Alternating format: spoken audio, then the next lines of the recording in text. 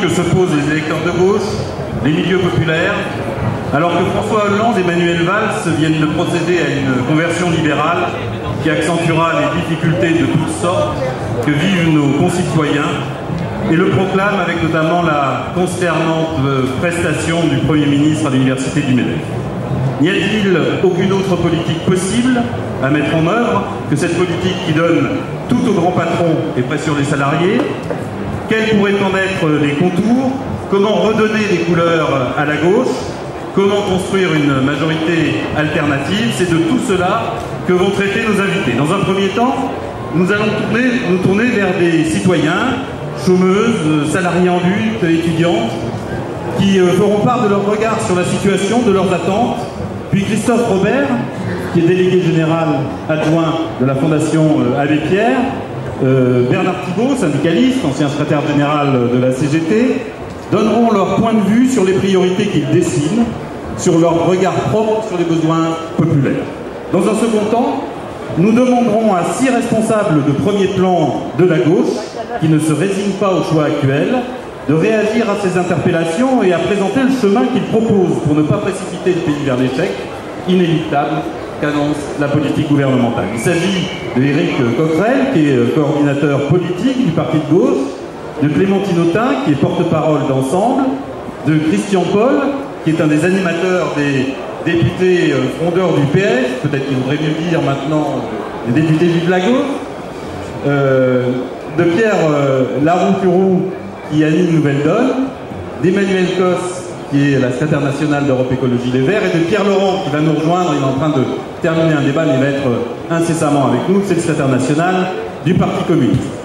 Avant d'ouvrir cette table ronde, je passe le micro à Sébastien Crépel, qui est le chef du service politique, économique et social de l'Humanité, qui interroge Frédéric Dabi, directeur du département opinion de l'IFOP, à propos du sondage sur l'électorat de gauche que l'Humanité, un excellent journal que je vous conseille de lire quotidiennement, que l'Humanité donc a publié dans un numéro de vendredi, samedi, dimanche. Sébastien Crépel.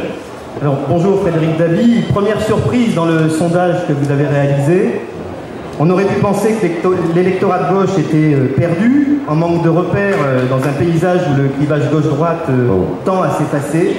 Mais ce n'est pas le cas. Est-ce que vous pouvez nous en dire plus? Oui, bonjour à tous. Merci Sébastien. C'est vrai qu'IFOP a réalisé un sondage pour l'Humanité auprès de 2000 personnes dont nous avons extrait des personnes qui se revendiquaient de gauche.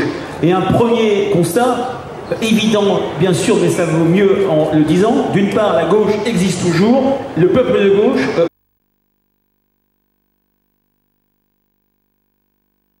Yvon Scornet. Alors bonjour, que porte le monde politique sur les demandeurs d'emploi, en tout cas la gauche de gouvernement et la réalité du vécu. Est-ce qu'il y a un décalage? Est-ce que finalement il faudrait renverser le regard en quelque sorte et davantage accompagner les demandeurs d'emploi? Alors davantage accompagner, je ne sais pas, puisque même quand on est accompagné, de toute façon il n'y a aucun résultat. J'ai pas de questions particulières à leur poser. Pour être tout à fait sincère, à chaque fois que j'entends parler de politique, j'ai l'impression que c'est l'apocalypse. Alors du coup, je m'y intéresse pas trop. Mais oui, peut-être effectivement avoir un regard plus ancré dans la réalité sur ce qu'on vit. Merci beaucoup. Merci Eva. Alors maintenant, on va passer la parole à Flore Bianchi. Vous êtes étudiante à Languedoc, Langues orientales. Vous venez d'y être admise, mais vous étiez étudiante à Paris 8 à Saint-Denis jusqu'en mai. Alors la précarité étudiante, vous connaissez, et vous voulez interpeller nos invités sur le sort réservé aux étudiants, notamment ceux qui sont l'immense majorité et qui n'ont pas tous la chance d'avoir des revenus suffisants pour vivre et les conditions d'études dont ils rêvent. Bonjour. Donc voilà, comme beaucoup de bacheliers, je me suis retrouvée face au problème de chercher un logement avant la rentrée, etc. Et autour de la fac de Saint-Denis. Donc ça s'est révélé beaucoup plus chaotique que prévu.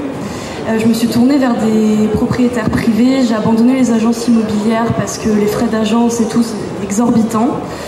Et donc je me suis retrouvée face à un propriétaire privé à louer un logement. Je me suis dit bon, c'est un peu cher, mais ce sera toujours moins cher que dans Paris intramuros. Donc voilà, je me suis retrouvée avec un bel appartement, peinture fraîche, ça sentait bon, etc. Sauf que je me suis rendu compte, après, au bout de très peu de temps, que mon propriétaire très peu scrupuleux s'est retrouvé à diviser un appartement de 40 mètres carrés en 2 studios. J'avais un voisin dans la chambre d'à côté, on peut dire. Et par exemple, je pouvais allumer mon sèche-cheveux et lui son micro-ondes, l'électricité sautait. Enfin, voilà, je me suis retrouvée à tomber malade à cause de mon appartement. J'ai eu 3 mois de traitement, etc. Donc évidemment, c'était pas de sa faute, c'était dû à mon hygiène de vie. J'ai jamais retrouvé ma caution. Enfin, voilà. Donc je me suis retrouvée victime de marchands de sommeil comme beaucoup d'étudiants seuls, qui n'ont pas les moyens, les parents qui les aident, etc. Je me suis retrouvée seule et je me suis fait arnaquer par un marchand de sommeil qui a peu scrupuleux, qui a profité. Et il y en a énormément à Saint-Denis d'ailleurs. Il y en a énormément. Donc voilà, et tout ça c'est la précarité étudiante, et cette année je l'ai jamais senti plus proche que... Enfin, je l'ai jamais senti aussi proche. Et voilà, c'est... comment dire, qu'il y a ça, il y a cumuler les petits boulots et ça permet pas de réussir, il n'y a pas de bonnes conditions pour la réussite dans ces cas-là. Et j'ai beaucoup d'amis qui cumulent des petits boulots, qui n'arrivent pas à aller passer leurs examens, enfin voilà. Et donc tout ça c'est cumulé à plein d'autres facteurs, c'est-à-dire qu'il y a des suppressions de filières. Moi j'ai été doublement touchée par la loi Fioraso, parce qu'en fait c'est des actionnaires qui arrivent dans les CA des universités, etc. Les CA, c'est des conseils d'administration. Oui, pardon. Dans les conseils d'administration des universités, qui décident quelle filière on valorise, quelle filière on valorise pas. Donc voilà, moi j'ai été doublement touchée parce que j'étais dans une fac de banlieue à Paris 8 et à Saint-Denis donc. Et aussi parce que je suis étudiante dans une filière rare, je fais du russe. Donc on était 15 dans ma promo et la promo s'est retrouvée à fermer en fait. C'est-à-dire qu'il n'y a plus de L1 et ça paraît aberrant en fait, c'est contre nature, mais par exemple les cours de littérature vont être mutualisés pour toutes les langues en fait. C'est-à-dire qu'il n'y a pas de cours de littérature dans la langue, mais il y a des cours de littérature européenne ou des choses comme ça qui sont complètement aberrantes quand on est passionné et qu'on souhaite vraiment faire de l'étude de cette langue sa vie, etc. Donc voilà, les diplômes, ils sont complètement dévalorisés, voilà, on cherche en fait on va finir tous par se retrouver dans la situation justement de Eva qui est à côté. Et donc voilà, le savoir universitaire, c'est quelque chose de précieux et ça se perd malheureusement au profit on cherche des futurs salariés, quoi. On cherche pas des jeunes, voilà. Et donc je me suis retrouvée à postuler. C'est trop long, c'est ça ? Vous aviez, je crois, 3 interpellations, c'est ça ? Ouais, j'ai presque fini, désolée. Et donc je me suis retrouvée à postuler à l'INALCO, les Languedoc, c'est une grande école, entre guillemets, pour étudier les langues orientales. Et voilà, j'ai vu juste qu'il y avait un gouffre qui subsistait entre fac et grandes écoles. Je suis arrivée aux journées portes ouvertes, je me suis dit waouh, il y a du papier toilette, c'est propre, c'est génial quoi. Et on voit qu'il y a une différence de moyens, qu'il y a un gouffre. Et donc voilà, justement, c'était là-dessus que je voulais vous interpeller, entre autres. Je voulais vous demander qu'est-ce qu'on promet à l'immense majorité des étudiants en fac, si ce n'est la précarité qu'ils ont connue durant leurs études, qu'elle subsiste pendant leur vie professionnelle. Et j'ai 2 autres questions. C'est dans le cas où un changement s'opérerait, un vrai gouvernement de gauche arriverait, on le souhaite, au pouvoir, est-ce que vous continueriez à accepter le schéma grandes écoles, fac, qui dévalorise complètement la fac voilà. Et ma 3e question, désolée c'est un peu long, ma 3e question c'est puisque le but c'est plus d'acquérir un savoir universitaire mais c'est de devenir rentable sur le marché du travail, par quels moyens, donc toujours dans le même cas si un gouvernement de gauche arrive au pouvoir, par quels moyens on revaloriserait les filières très spécialisées comme la mienne où c'est des gens passionnés, et comment est-ce qu'on pourrait revaloriser ça et leur redonner l'espoir d'un futur emploi stable. Voilà, merci. Merci Flore. Merci, alors je vais passer la parole à Yvon Scornet. Yvon des Pétroplus, en lutte pour le maintien d'une activité de raffinage sur le site de Petit-Couronne, en Seine-Maritime, et plus largement pour l'avenir du raffinage en France et de ses salariés. Alors durant la campagne présidentielle, vous avez vu défiler les candidats, dont François Hollande, 2 ans et demi plus tard, où en sommes-nous des engagements pris? Bien, alors, déjà bonjour à toutes et à tous. Ce que je vais dire, les camarades qui ont connu des combats très longs, qui sont présents ici, vont s'en retrouver un petit peu. C'est-à-dire que nous, on a vécu, dans un mois, ça fera 3 ans. On a connu l'ancien gouvernement, on a connu la campagne électorale et on a connu le nouveau gouvernement. C'est toujours la période avant les élections, après les élections, on sait très bien que c'est pas la même chose, on n'a pas la même écoute. Mais n'empêche que tout ce qu'on a pu avoir, on l'a eu parce que les salariés et les amis des Petroplus, à chaque fois qu'on a dit les amis des Petroplus, tous ceux qui viennent aux assemblées générales, qui étaient dans notre mobilisation, nous ont aidés à tordre les bras de certains. Le gouvernement, Shell, c'est quand même pas un petit, c'est rien, Shell, le groupe Shell, on a amené Shell à travailler avec nous. On est les premiers, et je ne pense pas qu'il en existe d'autres, la loi Petroplus est une des seules lois de la République à être passée en 4 jours. Ça a permis d'amener, et moi je me rappelle le jour où je suis allé signer avec les banques, le fait qu'ils nous autorisaient à mettre en vente les produits dans nos bacs qu'on leur avait piqués. Enfin, ils nous les avaient piqués avant, mais nous on les avait saisis, on les a mis en vente. Et je peux vous assurer que la tête des représentants des 13 banques qui signaient les documents, pour nous c'était une très bonne journée. On a reçu les candidats, on a reçu tous les candidats sauf Le Pen qu'on a refusé. D'ailleurs, elle voulait porter plainte pour non-respect de la démocratie. C'est quand même pas mal. On a discuté avec tous les candidats. On a reçu aussi, ça peut paraître bizarre pour quelqu'un qui est athée, on a reçu l'archevêque de Rouen, Hassan Membre, qui est venu à me porter son soutien aux salariés en lutte à Petit-Couronne. On a reçu le représentant de la communauté musulmane et le rabbin de Rouen. Ça paraît rien, mais pour nous c'était très important parce que les trois ont dit on vient soutenir des gens qui se battent pour leur dignité. Et ça c'est important. Maintenant, les promesses. Moi je vais vous dire, tous les journalistes, les télévisions et les radios qui étaient présentes le jour de la venue de François Hollande ont toutes enregistré au moins 2 des promesses. Ça va faire sourire les camarades des Fralib, des PSA, etc. parce qu'un peu tous ont eu les mêmes engagements du candidat Hollande. Quand Hollande disait mais qu'est-ce que fait le président ? Mais depuis 2012, il est le président, mais il n'a rien fait. Et il a dit « Je reviendrai autant de fois que nécessaire pour sauver la raffinerie de Petit-Couronne ». On lui a des lettres ouvertes au président, on a fait un paquet en lui rappelant ses engagements et en lui disant qu'il sera toujours bienvenu. On a réussi à se croiser en janvier 2013, c'est à peu près la seule fois, puis une fois à l'Élysée. L'important, c'est à chaque fois qu'est-ce que les salariés et les représentants des salariés sont prêts à avancer. Il faut savoir que dans une entreprise comme la nôtre, si nous n'avions pas bougé, ça fait 3 ans qu'on serait mort.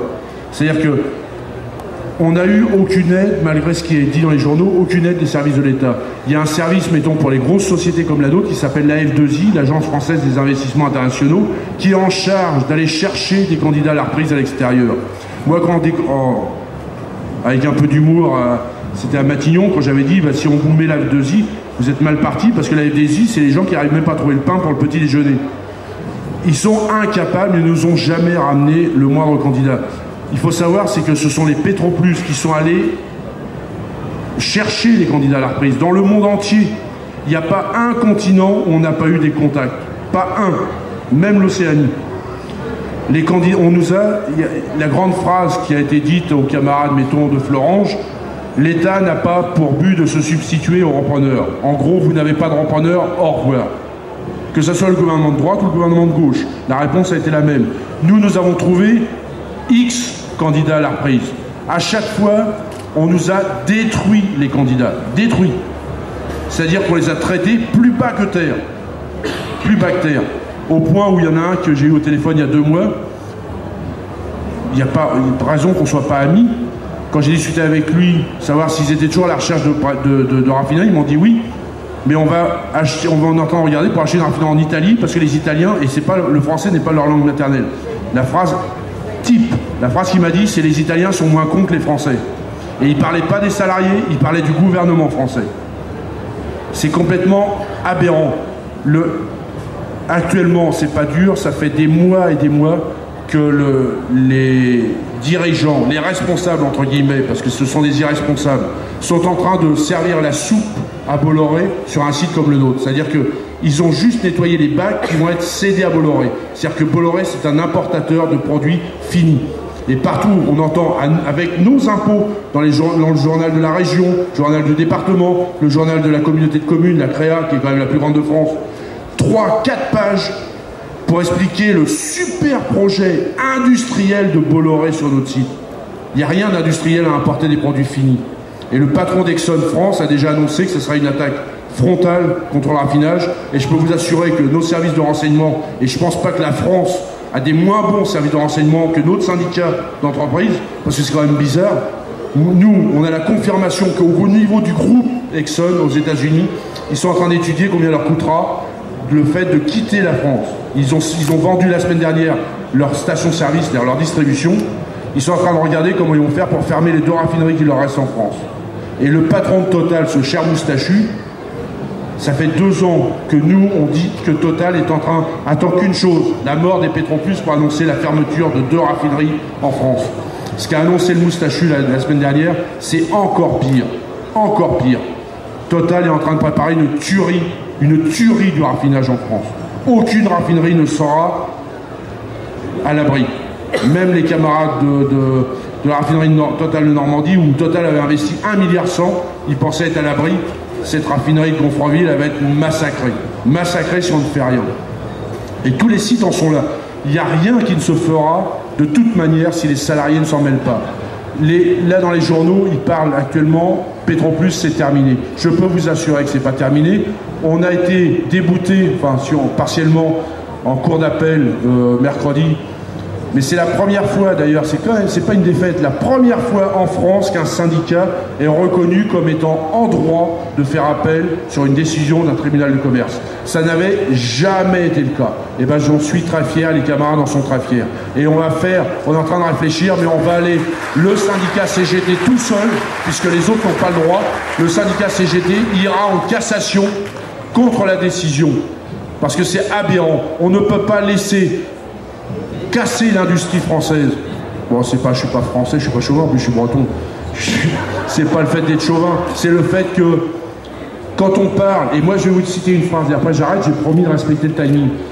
La dernière fois que j'ai eu rendez-vous, parce qu'avant j'étais interdit de séjour, la dernière fois que j'ai eu rendez-vous à Bercy, avec un imbécile de chargé de mission, un incapable fini, et j'étais avec le partenaire suisse qui veut acheter la raffinerie et qui se proposait d'acheter la raffinerie de Marseille en même temps. Le représentant du ministère du redressement productif, il lui a dit, mais laissez tomber Petit Couronne et Béa, ils sont déjà morts. Mais ne vous inquiétez pas, il y aura d'autres raffineries qui vont fermer en France. Voilà ce qu'un imbécile d'un ministère du redressement productif est capable de sortir à un patron étranger qui veut investir en France. C'est une aberration. Et là actuellement, c'est pour ça que si on n'avait pas de candidat à la reprise, on n'irait pas au casse-pipe. Enfin, on irait au casse-pipe pour les autres raffineurs. Les Pétroplus défendent les autres raffineurs, les autres salariés, Total, Exxon, etc. Mais là, on y va parce qu'on a un projet. On a un Suisse, Terrae. Pourtant, on nous dit il est là pour récupérer de l'argent. Monsieur Nicolas Géquet, qui est devenu un ami, il a 67 ans. Il n'est pas là pour se faire du fric. Pour l'instant, c'est son argent personnel qu'il est en train de perdre à chaque fois à lancer les trucs. Il est toujours présent parce qu'il veut sauver la raffinerie. Et ce projet-là, ça fait des mois, et ceux qui sont près du gouvernement, vous pouvez dire au gouvernement, ça fait depuis janvier que le gouvernement a 2 axes, à part sauver l'emploi, mais c'est mal pareil, 2 axes, faire en sorte de relancer les investissements étrangers en France et relancer les échanges commerciaux et industriels entre la France et l'Afrique. Notre projet répond à ces 2 questions. Le président de la République du Nigeria, M. Jonathan Goodluck, pas dur à se rappeler, Goodluck, a fait parvenir par son ambassadeur mardi une lettre au président du gouvernement français pour dire non seulement le gouvernement nigérian soutient la proposition et soutient le syndicat CGT de la raffinerie, mais je suis, moi, en tant que président de la République, je suis personnellement ce dossier. Et derrière, nous avons l'Angola, nous avons la République démocratique du Congo et d'autres pays africains. Alors si la France n'est même pas capable de répondre à ce que les salariés français font avancer pour répondre à leurs questions, eh bien où est-ce qu'on va? Où est-ce qu'on va? Qu'est-ce qu'ils ont sauvé comme entreprise depuis 2012? Ce sont les salariés qui défendent et qui sauvent les raffineries, les sites. Et si les sites n'étaient pas défendus par les salariés, personne ne nous aiderait. Alors il y a une chose, une phrase qui est la phrase des Pétroplus qui est inscrite partout chez nous. Et à chaque fois, je veux que chacun la partage, je l'ai déjà donné à chaque fois, c'est la phrase de Mark Twain. Mark Twain, il écrivait, ils ne savaient pas que c'était impossible, alors ils l'ont fait. Alors ne laissez jamais personne vous dire, vous n'y arriverez pas, ce n'est pas possible. Faites-le. Si les autres n'ont pas réussi, parce qu'ils l'ont pas fait. Mais ne laissez jamais les autres vous décourager. Si on vous dit baissez les bras, ceux qui vous disent baissez les bras ne les ont jamais levés. Alors levez les bras et maintenez-les hauts et battez-vous. Vous vous battez pour la France, vous battez pour les salariés. Alors en avant. Merci Yvon pour ce témoignage. Le poids de la précarité, de la misère effective dans laquelle se débattent des millions de Français. Alors quel est votre regard sur la situation? Qu'attendez-vous? Peut-être plus exactement, que réclamez-vous en priorité? Bonjour, merci d'avoir invité la Fondation Abbé Pierre à ce débat fort intéressant. Le diagnostic, il est super pas bon. Vous le savez, 5 millions de chômeurs, une augmentation de la pauvreté, vous l'avez dit, le phénomène des travailleurs pauvres qui ne cesse de prendre de l'ampleur. Et dans ce processus qui produit de l'exclusion, de la pauvreté, des inégalités, eh bien, depuis une quinzaine d'années, une vingtaine d'années, le logement a pris une place très importante. Pourquoi ? Parce qu'on est dans une situation où il manque de logements.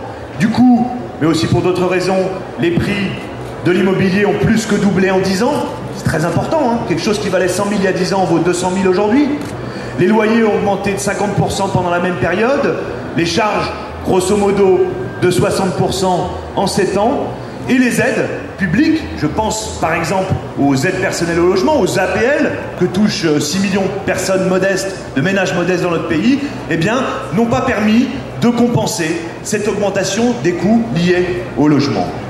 Et dans ce contexte-là, on a, au-delà des 3,5 millions de mal logés, qui sont le noyau dur de ceux à qui on n'arrive pas à proposer une solution, de ceux qu'on laisse livrer effectivement aux marchands de sommeil qui profitent de la pauvreté, eh bien on a assisté à un élargissement des victimes de la crise du logement.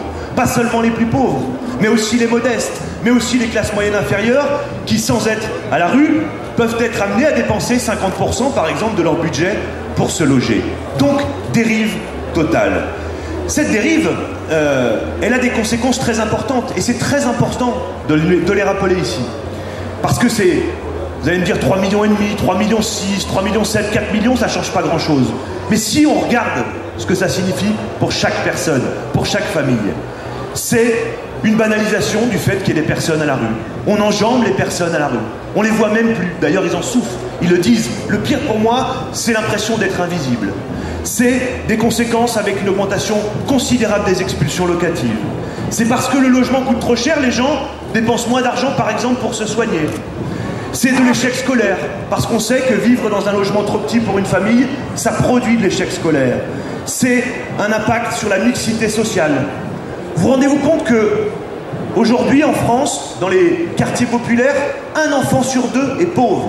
Un enfant sur deux dans les quartiers populaires, dit les zones urbaines sensibles. On est en train de voir se séparer dans nos agglomérations ceux qui ont le choix de l'endroit où ils peuvent vivre et les autres qui n'ont pas le choix parce que c'est le seul endroit où il y a un logement accessible à leurs ressources. Et donc, on rassemble toutes les personnes en difficulté, ce qui crée des conséquences très importantes pour la cohésion sociale de notre pays. Et bien sûr, ça a été rappelé tout à l'heure, ça a une conséquence, des conséquences sur les perspectives qui sont offertes aux jeunes. On dit aux jeunes, non, les jeunes sont infantilisés aujourd'hui. Mais celui qui veut prendre son indépendance, par le logement notamment, rencontre aujourd'hui d'énormes difficultés. Alors du coup, qu'est-ce que nous on attendait de ce gouvernement? On avait mené une campagne, on a fait signer un contrat social pour une nouvelle politique du logement à l'actuel président de la République. On attendait une intervention sur 4 piliers. Et puis je vais essayer d'y revenir rapidement sur chacun de ces 4 piliers. On attendait d'abord une construction importante de logements, quantitativement parlant. Mais pas n'importe quel logement, une construction de logements sociaux ou de logements privés à vocation sociale. Eh bien, nous ne sommes pas au rendez-vous de la production en France. On attendait 500 000 logements, il y en aura 300 000 cette année.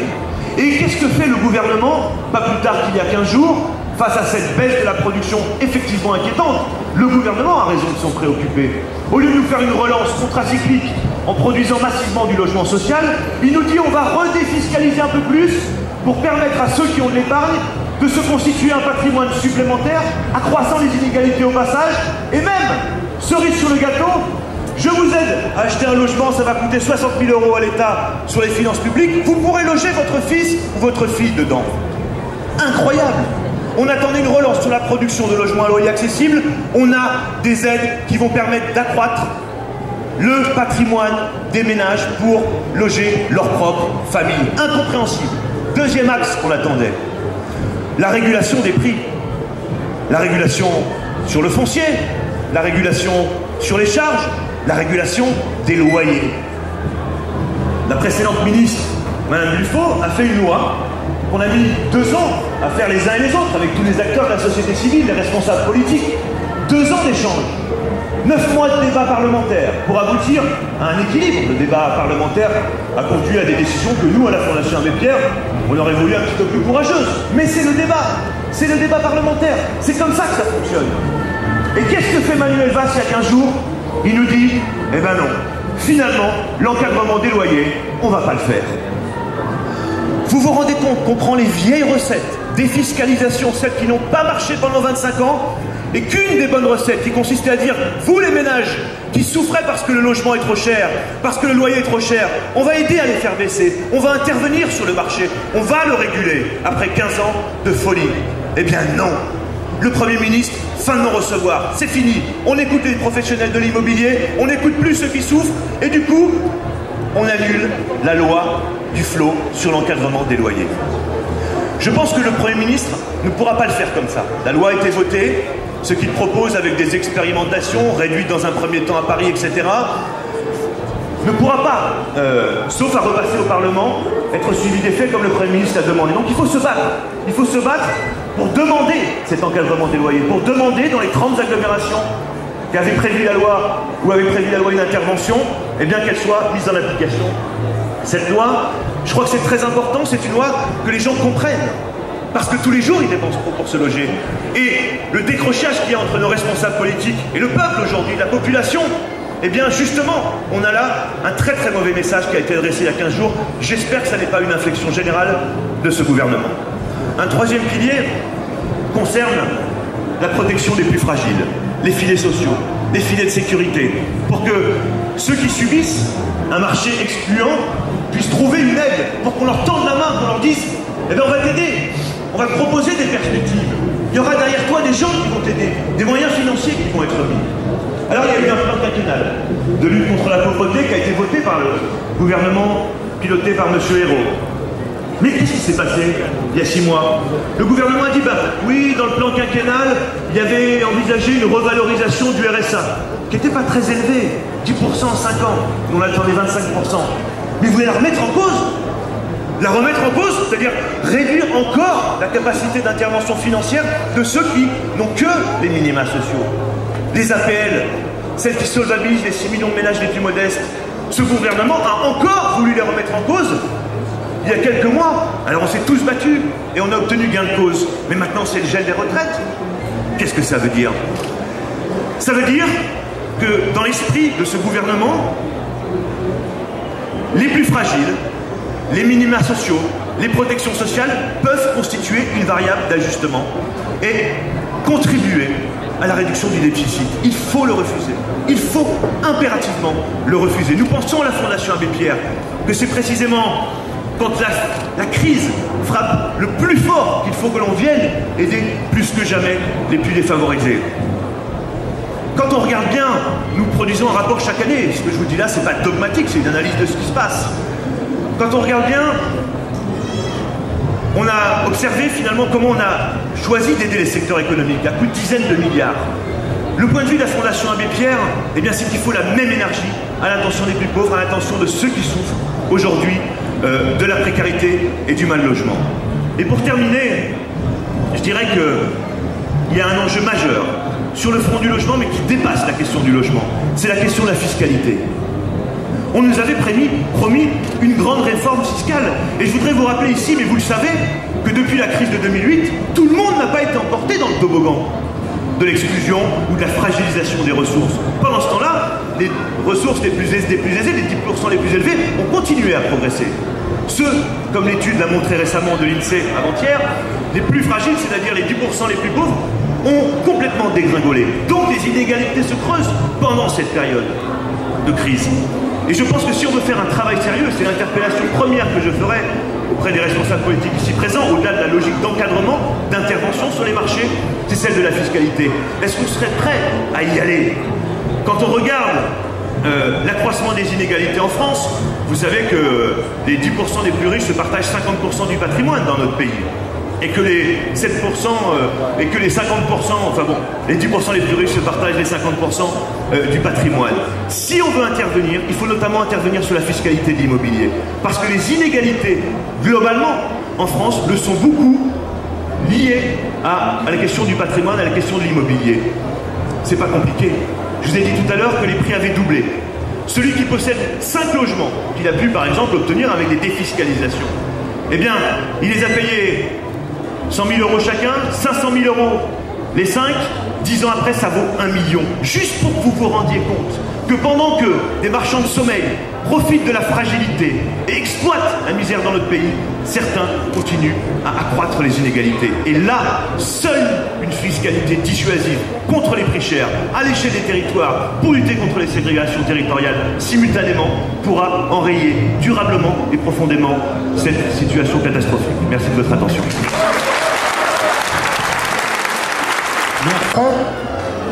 En un espace différent de celui des années précédentes, mais ça n'empêche pas de débattre, la preuve. Donc bonjour à tous. Bon, moi je passerai peu de temps sur le diagnostic actuel et le regard parce que je me retrouve tout à fait dans les résultats de l'enquête d'opinion qui nous a été présentée tout à l'heure, qu'on a pu découvrir dans l'UMA aussi hier sur la forte déception. Et je pense que moi je fais partie de ceux qui considèrent qu'aujourd'hui il faut peut-être bien sûr passer du temps à commenter ce qui ne va pas aujourd'hui, mais je crois qu'il faut aussi maintenant passer de plus en plus de temps à construire ce que nous allons faire à la place de ce qui est mauvais aujourd'hui.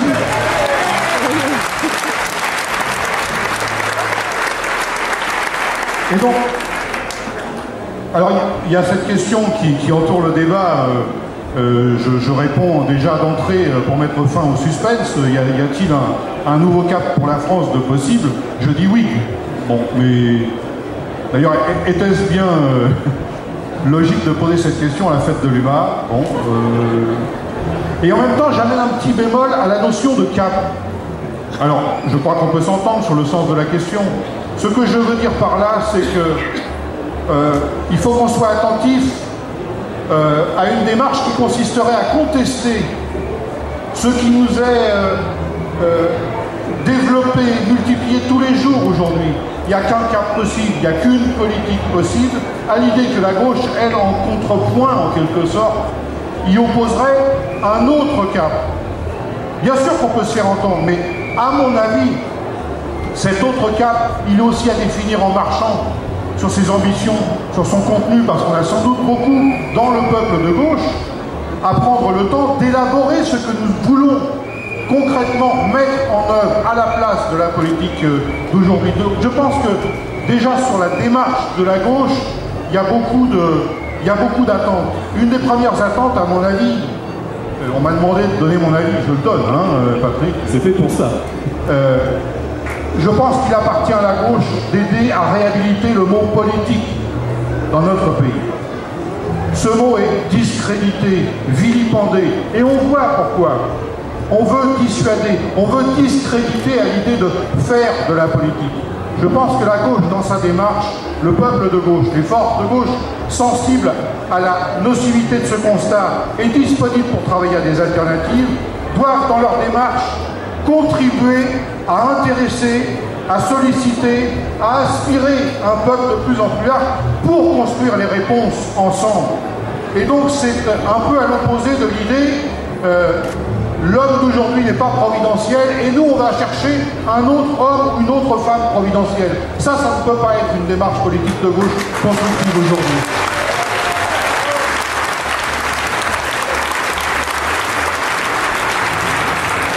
Faire de la politique, c'est pas faire un métier et c'est pas chercher à faire une carrière professionnelle.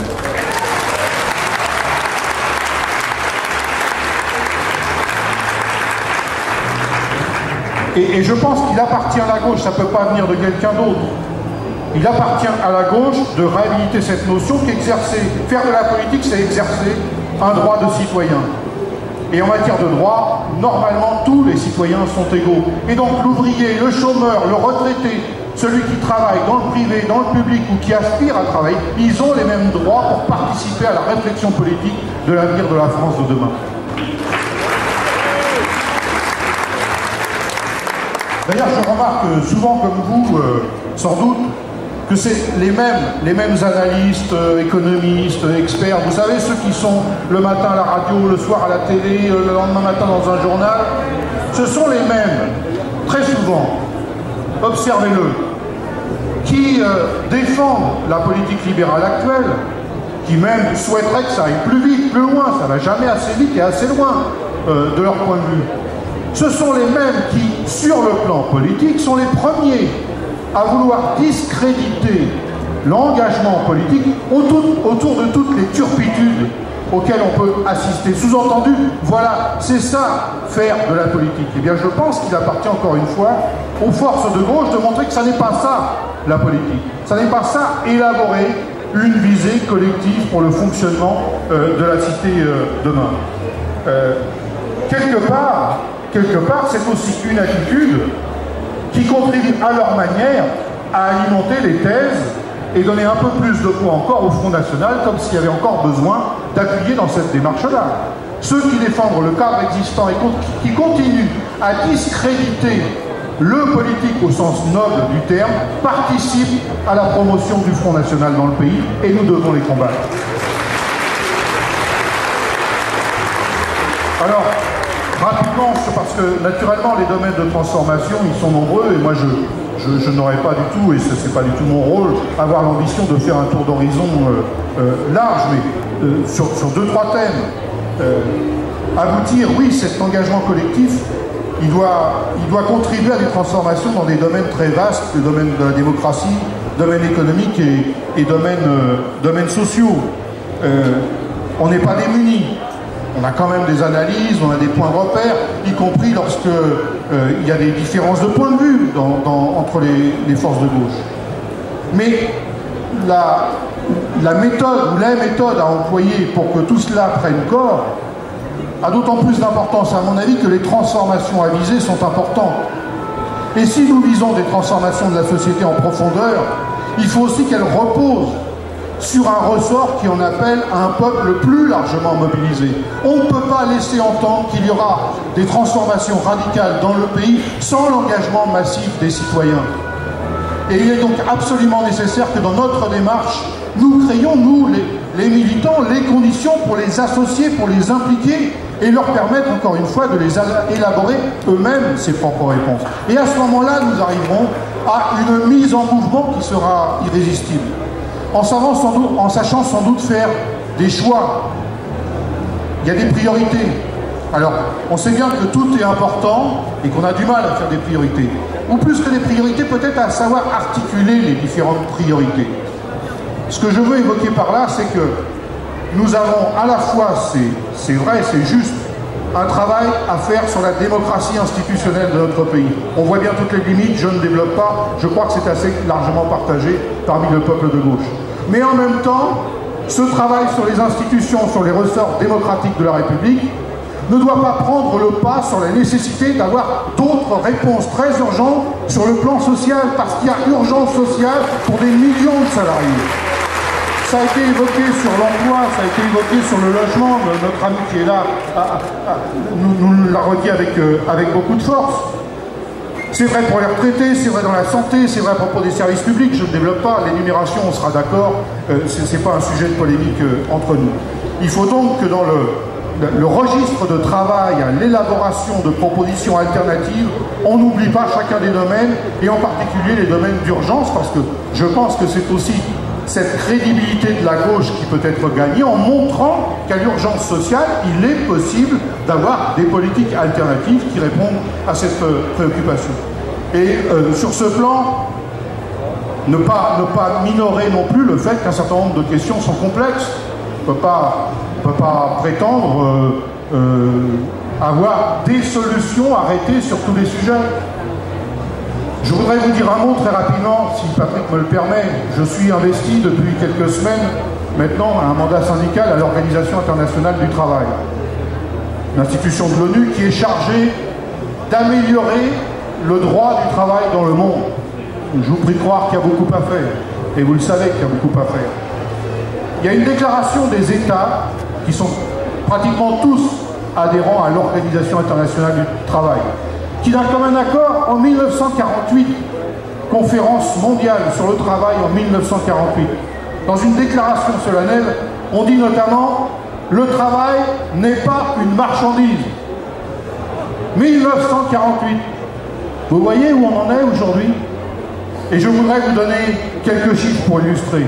Aujourd'hui, il y a 4 travailleurs sur 10 dans le monde qui n'ont pas de contrat de travail. 4 travailleurs sur 10. 70% de la population n'a pas de système de protection sociale. On recense 21 millions de travailleurs sous forme d'esclavage, travailleurs forcés. On recense 168 millions d'enfants au travail. Et je vous le dis au passage, il n'y a aucune justification dans le monde qui justifie la légalisation du travail des enfants, quelles que soient les situations. Quelles que soient les situations. Il n'est pas possible que le travail des enfants fasse partie d'un projet politique. Il y a, écoutez bien, 2 300 000 travailleurs qui meurent chaque année d'un accident du travail ou d'une maladie liée au travail. 2 300 000, c'est plus que le nombre total de victimes de toutes les guerres réunies sur la planète. Et on en parle beaucoup moins. Non pas que les victimes des guerres soient moins importantes que les victimes... C'est pas ce que je veux dire, mais pour vous donner une proportion. Donc, pour en revenir au sujet qui nous préoccupe, mais j'essaye de ne pas m'en éloigner tant que ça, si on n'a pas ça en tête, on ne comprend pas pourquoi régulièrement aujourd'hui, en France, pas qu'aujourd'hui, depuis des décennies, effectivement, en France, le travail coûte trop cher.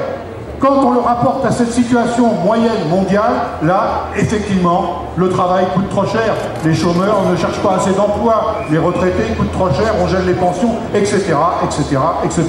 Eh bien, je crois qu'il faut que dans sa visée progressiste, la gauche soit capable d'affirmer de manière très claire, sans équivoque, que nous sommes dans une visée d'une société où le progrès social pour tous fait partie des objectifs fondamentaux en se donnant les objectifs pour y parvenir. Le progrès social pour tous me semble être un des vecteurs fondamentaux d'une visée de gauche dans la société. Et enfin, il y a un terrain qu'on ne peut pas laisser côté, je finirai par ça, Patrick, si tu le permets, c'est le terrain de l'entreprise.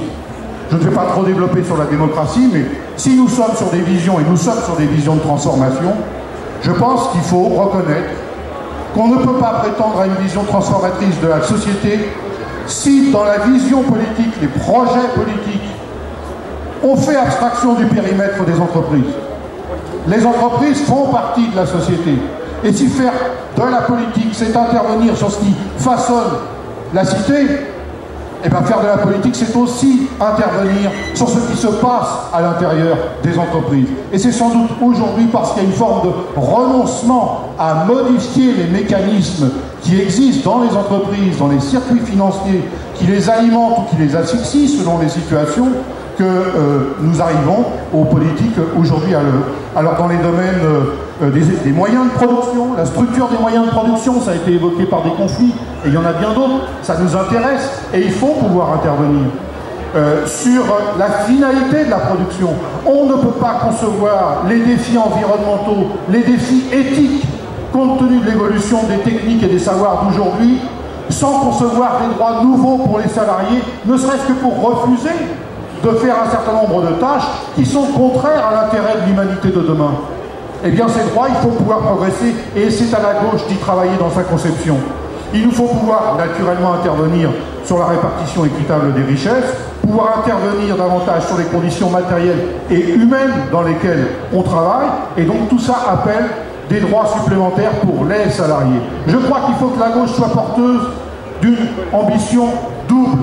Le pouvoir n'est pas uniquement chez les responsables politiques. Si le pouvoir il est aussi chez les citoyens, il est entre autres chez les citoyens salariés dans les entreprises. Il faut donc donner davantage de pouvoir aux salariés citoyens dans l'entreprise pour veiller à ce que lui aussi, à son niveau, les décisions qui sont prises participent au progrès social. Et enfin, je terminerai par un coup de gueule parce que j'ai essayé de donner un peu mon sentiment sur l'avenir, mais quand même il se passe des choses en ce moment. À ce registre de la démocratie, je ne peux pas ne rien dire sur l'effarement qui est le mien, mais je sais qu'on partage ce sentiment, d'entendre ce gouvernement reprendre à son compte la vieille lune du MEDEF consistant à dire aujourd'hui que la présence de délégués du personnel ou de comités d'entreprise, ça jouerait contre l'emploi. On a l'impression qu'on n'a pas eu 1968 en France.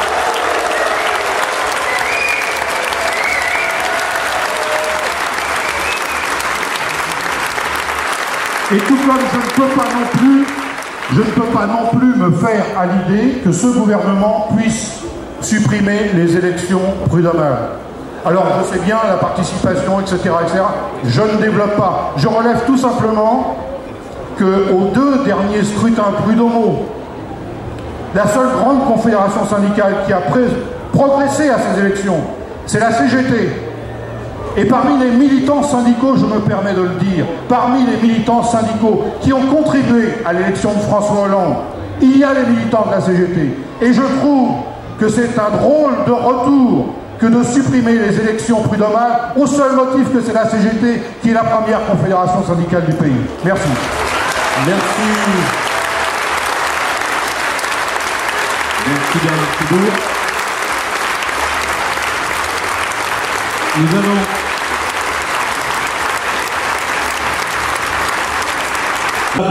politiques de la gauche qui ont en commun de porter des critiques fortes sur le cours gouvernemental aujourd'hui, à la fois pour qu'ils réagissent sur les interpellations qui vont avoir lieu et qu'ils définissent aussi quel cap définir pour le pays, pour la gauche dans la période extrêmement difficile, tendue que vit le pays aujourd'hui. Sébastien Clapel. Oui, Pierre Larouturou, bonjour. Votre formation Nouvelle Donne est composée de militants venus de toute la gauche. Elle a obtenu 3% des voix aux élections européennes. Alors vous déclariez en août dans l'Humanité que ce gouvernement n'est plus de gauche de votre point de vue. Sur l'emploi, la formation, le logement, toutes problématiques qui ont été abordées précédemment par nos invités, comment reconstruire un projet d'espoir à gauche et avec qui, pour ne pas laisser s'installer l'idée que quand les politiques s'en mêlent, c'est l'apocalypse, pour reprendre l'expression forte utilisée tout à l'heure par Eva Giraud. Bonjour, je suis très heureux d'être ici avec vous. C'est difficile de parler parce que je partage déjà tout ce qui a été dit. Je partage la colère de Christophe, le sentiment de trahison. On aurait pu avoir une vraie politique du logement et on est en train de foutre en l'air ce qui se passe. Je partage ce que dit Bernard sur le travail qui nous attend. Alors comment reconstruire l'espoir, c'est là notre objectif. Premièrement, le copain de Petropluche le disait, ne laissons pas tuer l'espoir. Certains veulent nous faire croire qu'il n'y a pas d'alternative. Manuel Valls répète toutes les semaines qu'il n'y a pas d'alternative, qu'il n'y a aucun espoir possible. Nous savons que c'est faux. Et l'histoire montre qu'à chaque fois, même si on nous dit le contraire, l'espoir est possible. Mon dernier souvenir comme étudiant, ça ne nous rajeunit pas, mais c'était en mars 89. J'étais à Sciences Po, le plus grand spécialiste de l'Allemagne, expliquait que le mur de Berlin était encore là pendant 50 ans. Il en était sûr. C'était en mars 89. Et 6 mois plus tard, le mur de Berlin était tombé. Et ce n'était pas un accord entre les grands chefs, ce n'était pas un accord entre les diplomates, ce sont des citoyens, des gens comme vous et moi, qui en avaient marre, qui voulaient vivre librement. Au début, ils étaient 10, ils étaient 100, ils étaient 1000, et ils ont fait tomber le mur de Berlin. Et s'ils ont fait tomber le mur de Berlin, alors tout le monde pensait que le mur était encore là pendant 50 ans, ça veut dire qu'on peut prendre notre destinée en main. Un souvenir plus récent, la dernière fois qu'on s'est vu avec Éric Coquerel, c'était à Grenoble. C'était le dernier meeting de l'équipe d'Éric Piolle, 4 jours avant le premier tour. Les sondages mettaient la liste de Grenoble, vous connaissez tous l'histoire de Grenoble, ils étaient 8, il y avait 3 partis politiques, des associations, des citoyens. Ils avaient travaillé pendant des mois sur un vrai projet pour la ville, ils avaient fait campagne. Et je me souviens, je suis allé dormir chez Éric Piolle parce qu'il y avait un problème d'hôtel, je me souviens, Éric, c'était assez rigolo. Et j'ai pris le café avec Éric Piolle le jeudi matin, et Éric pensait, un peu parce qu'on croit tous trop aux sondages, Éric pensait que les sondages avaient raison et qu'ils étaient 10 points derrière le PS et que c'était foutu et qu'ils allaient se faire humilier.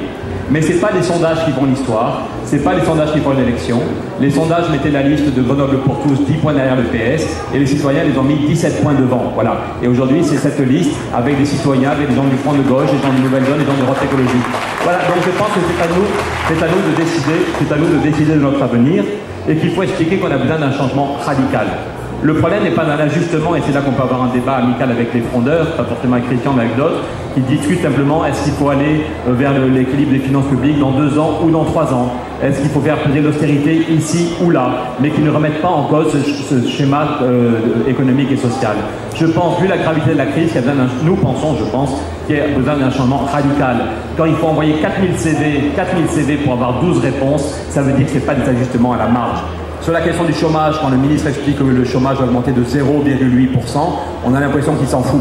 On ne fait pas bouger la société si le problème c'est seulement 0,8%. La vérité, c'est que le mois dernier, il y a eu 40 000 chômeurs de plus, 40 000, et 60 000 personnes qui ne sont plus comptées comme chômeurs parce qu'elles sont tombées dans la pauvreté. Elles sont plus comptées comme chômeurs parce qu'elles sont un grand plus bas. Donc en un mois, il y en a 100 000 qui ont morflé. 100 000 hommes et femmes, 100 000 familles dont la vie est quotidienne et foutue en l'air. Il y en a ici, et c'est bien d'avoir donné la parole à une femme au chômage. Donc quand il y en a 100 000 tous les mois qui morflent, quand le système économique est tellement détraqué, quand le système climatique est tellement détraqué, quand la crise démocratique est si grave qu'on se demande si Le Pen peut gagner des élections, ce n'est pas des ajustements à la marge. On n'est pas dans une crise frontale, on est dans une crise de civilisation, et c'est le rôle de la gauche, ce que dit Edgar Morin, de porter une politique de civilisation, répondre à la crise économique, mais avoir aussi un projet culturel et mettre le peuple en mouvement, permettre, comme l'a dit Bernard, que le peuple se réveille et que le peuple reprenne ses responsabilités. Alors comment faire? Quand Manuel Valls dit que la gauche peut mourir, je crois qu'il se trompe. La gauche est bien vivante. Nous sommes des milliers ici à vouloir réfléchir ensemble, à faire la fête ensemble et à vouloir agir ensemble. Nous sommes des milliers à Notre-Dame-des-Landes. Donc, je ne sais pas pourquoi Manuel Valls, ça fait 25 ans que je le connais, je ne sais pas pourquoi il parle de la gauche, il n'en a jamais fait partie, et il faudrait qu'il nous laisse vivre notre vie et qu'on lui prenne les manettes. Alors, comment reconstruire l'espoir? Je fais le même rêve que toi, je rêve qu'un jour la gauche arrive au pouvoir, et vu la gravité de la situation, j'espère que c'est dans 3 ans. Parce que si on croit ce qu'on dit sur le chômage et la précarité, si on croit ce qu'on dit sur le logement, sur la crise climatique, il faut qu'on prenne les manettes au plus vite. Moi j'ai un fiston qui a 10 ans, un fiston qui a 14 ans. Cet été j'ai dû les laisser en vacances et revenir au boulot pour Nouvelle Donne. Et je leur ai promis que quand ils seraient grands, quand ils auraient 25 ans, on vivrait dans une société d'équilibre, où tout le monde peut trouver assez facilement un boulot, où tout le monde peut trouver assez facilement un logement, où il y a une convivialité dans les quartiers, où des gens qui sont roses et des gens qui sont marrons peuvent faire la fête ensemble parce qu'ils vivent dans le même quartier. Moi mon but c'est pas dans 50 ans qu'on arrive au pouvoir, mais c'est que quand mes enfants seront adultes, ils connaissent cette convivialité, cet équilibre. On n'a jamais été aussi riche économiquement, financièrement, humainement. Il n'y a aucune raison d'accepter pour nous-mêmes et pour nos enfants une société qui se disloque, où les violences sociales et les violences policières sont de plus en plus fortes. Alors comment faire? Premièrement, ne pas avoir peur du débat. Tu l'as dit Bernard, il y a un travail à faire. Si on veut gagner ensemble, il faut reconstruire l'espoir, il faut qu'on soit clair, n'ayons pas peur du débat. Si Patrick Livret était là, il dirait qu'il y a 3 façons de traiter nos désaccords. Parce qu'on a des désaccords, et c'est pas grave. La première façon de traiter des désaccords, c'est on s'engueule. Tartampion et Tartemuche ne sont pas d'accord sur l'Europe fédérale. Et donc ils s'engueulent. Et ça fait la une des journaux, Tartampion et Tartemuche se sont engueulés. Bon. La deuxième façon de traiter les désaccords, c'est de dire putain, on va pas s'engueuler en public, donc on n'en parle plus. Et donc on fait campagne juste pour dire que Sarkozy est méchant et que Hollande est méchant. C'est pas sûr qu'on gagne avec ça, et puis dès qu'on arrivera au pouvoir, on ne saura pas qu'est-ce qu'on fait sur l'Europe. On ne saura pas qu'est-ce qu'on fait sur le logement, ou sur l'éducation, ou sur la santé. Donc la deuxième façon, on évite des sujets qui fâchent, c'est pas la bonne. La troisième façon, c'est de ce que Patrick Livret dit, c'est construire à partir de nos désaccords, en disant, voyons, Pierre, Éric, Clémentine, Emmanuel, je les connais, Christian, on a les mêmes valeurs, on a les mêmes objectifs, ils ne sont pas plus cons que moi, donc ils ont une partie de la vérité. Et on va prendre 6 mois pour travailler. Sans caméra au début, on n'est pas là pour se foutre sur la tronche ou pour se convaincre mutuellement, mais qu'est-ce qu'on peut vraiment, dans ce que dit la Fondation Abbé Pierre, dans ce que disent d'autres, qu'est-ce qui marche sur le logement? Comment on peut le financer? Nous, à Nouvelle Donne, on pense que les 37 milliards du fonds de réserve, on peut les mettre sur le logement, ça s'est fait dans d'autres pays. Est-ce que c'est une bonne idée ou pas? On prend 6 mois, on fait des chantiers dont Bernard parlait. Qu'est-ce qu'on dit sur les services publics? Qu'est-ce qu'on dit sur la santé? Qu'est-ce qu'on dit sur les pays, la question nord-sud? Qu'est-ce qu'on dit sur le climat? Quelle est la stratégie pour changer l'Europe? Est-ce que c'est à 25? Est-ce qu'il faut sortir de l'Europe? Ou est-ce qu'avec 8 ou 9 pays, on peut tordre l'Europe? Voilà. Mais qu'on en parle tranquillou. Aucun de nous n'a la vérité révélée et aucun de nous n'est stupide. Et si on a les mêmes objectifs et si on a conscience de la gravité de la situation, il faut qu'on fasse ce travail. Les prochaines échéances importantes, elles sont dans 3 ans. Donc si on n'est pas capable de faire ce travail sereinement et sans aucune ambiguïté sur les 5, les 8, les 10 sujets les plus importants, si on ne fait pas ce travail, c'est qu'on n'est pas à la hauteur de nos responsabilités. Deuxièmement, il faudra qu'on soit des milliers à faire campagne. Parce que nos idées sont moins simples que les idées du Front National ou de l'UMP. Quand l'UMP explique qu'il faut moins d'État et moins d'impôts, ça parle au cerveau reptilien en 1 minute sur TF1. Quand Marine Le Pen explique qu'il y a trop d'immigrés, en gros, il faut la préférence nationale et c'est toujours ça parle au cerveau reptilien, ça passe en 1 minute à la télé. Par contre, quand la Fondation Abbé Pierre explique les 4 priorités pour le logement, ça passe pas en 1 minute. Quand on explique comment lutter contre le chômage avec 12 façons d'agir contre le chômage, qu'est-ce qu'on a fait au Canada, qu'est-ce qu'on a fait aux Pays-Bas, ça ne passe pas en 1 minute à la télé et je ne pense pas que TF1 nous donnera 3 heures pour l'expliquer. Par contre, si on a travaillé ensemble pendant 6 mois pour avoir un vrai projet, et si on est quelques milliers à se former pendant un week-end, et si on a des 10 documents de campagne bien foutus, on pourra faire campagne aux 4 coins du pays, y compris dans les quartiers où les gens désespèrent, y compris dans les usines où les gens peuvent être licenciés, y compris dans les campagnes où les gens se flinguent. Et on sera 10 000, on sera 20 000 à faire campagne, à remettre le peuple en mouvement, et ceux qui on va redonner l'espoir vont eux aussi se mettre en mouvement en disant putain c'est possible, peut-être que je ne suis pas d'accord à 100%, mais il y a de la lumière. Et après ça, peut-être qu'on fera des primaires. Quand Eva Joly nous dit qu'il faut qu'on fasse des primaires pour être unis, oui, sans doute, il vaut mieux être unis. Mais il faut être unis, et les primaires, c'est pas un concours de bobinettes pour savoir qui est le plus joli ou la plus belle, ou qui est le mieux dans les sondages. On a déjà fait des primaires, il y a 3 millions de gens qui sont allés à la primaire pour désigner François Hollande. Mais 2 ans après, on voit que ça ne suffit pas de désigner celui qui va éliminer Sarkozy. On a été un peu floué sur le contenu. Donc, ok, peut-être pour des primaires ensemble, mais d'abord, travaillons sur le projet et soyons des milliers à reconstruire l'espoir dans nos quartiers, dans nos usines, petit à petit. Et dans ce cas, je pense que ton rêve sera possible. Il y aura un gouvernement de gauche dans 3 ans. Il y aura une politique avec une vraie politique du logement, une vraie politique de lutte contre la précarité. On renforcera les droits des salariés dans l'entreprise, on fera reculer la précarité. Je suis sûr qu'on peut le faire tous ensemble.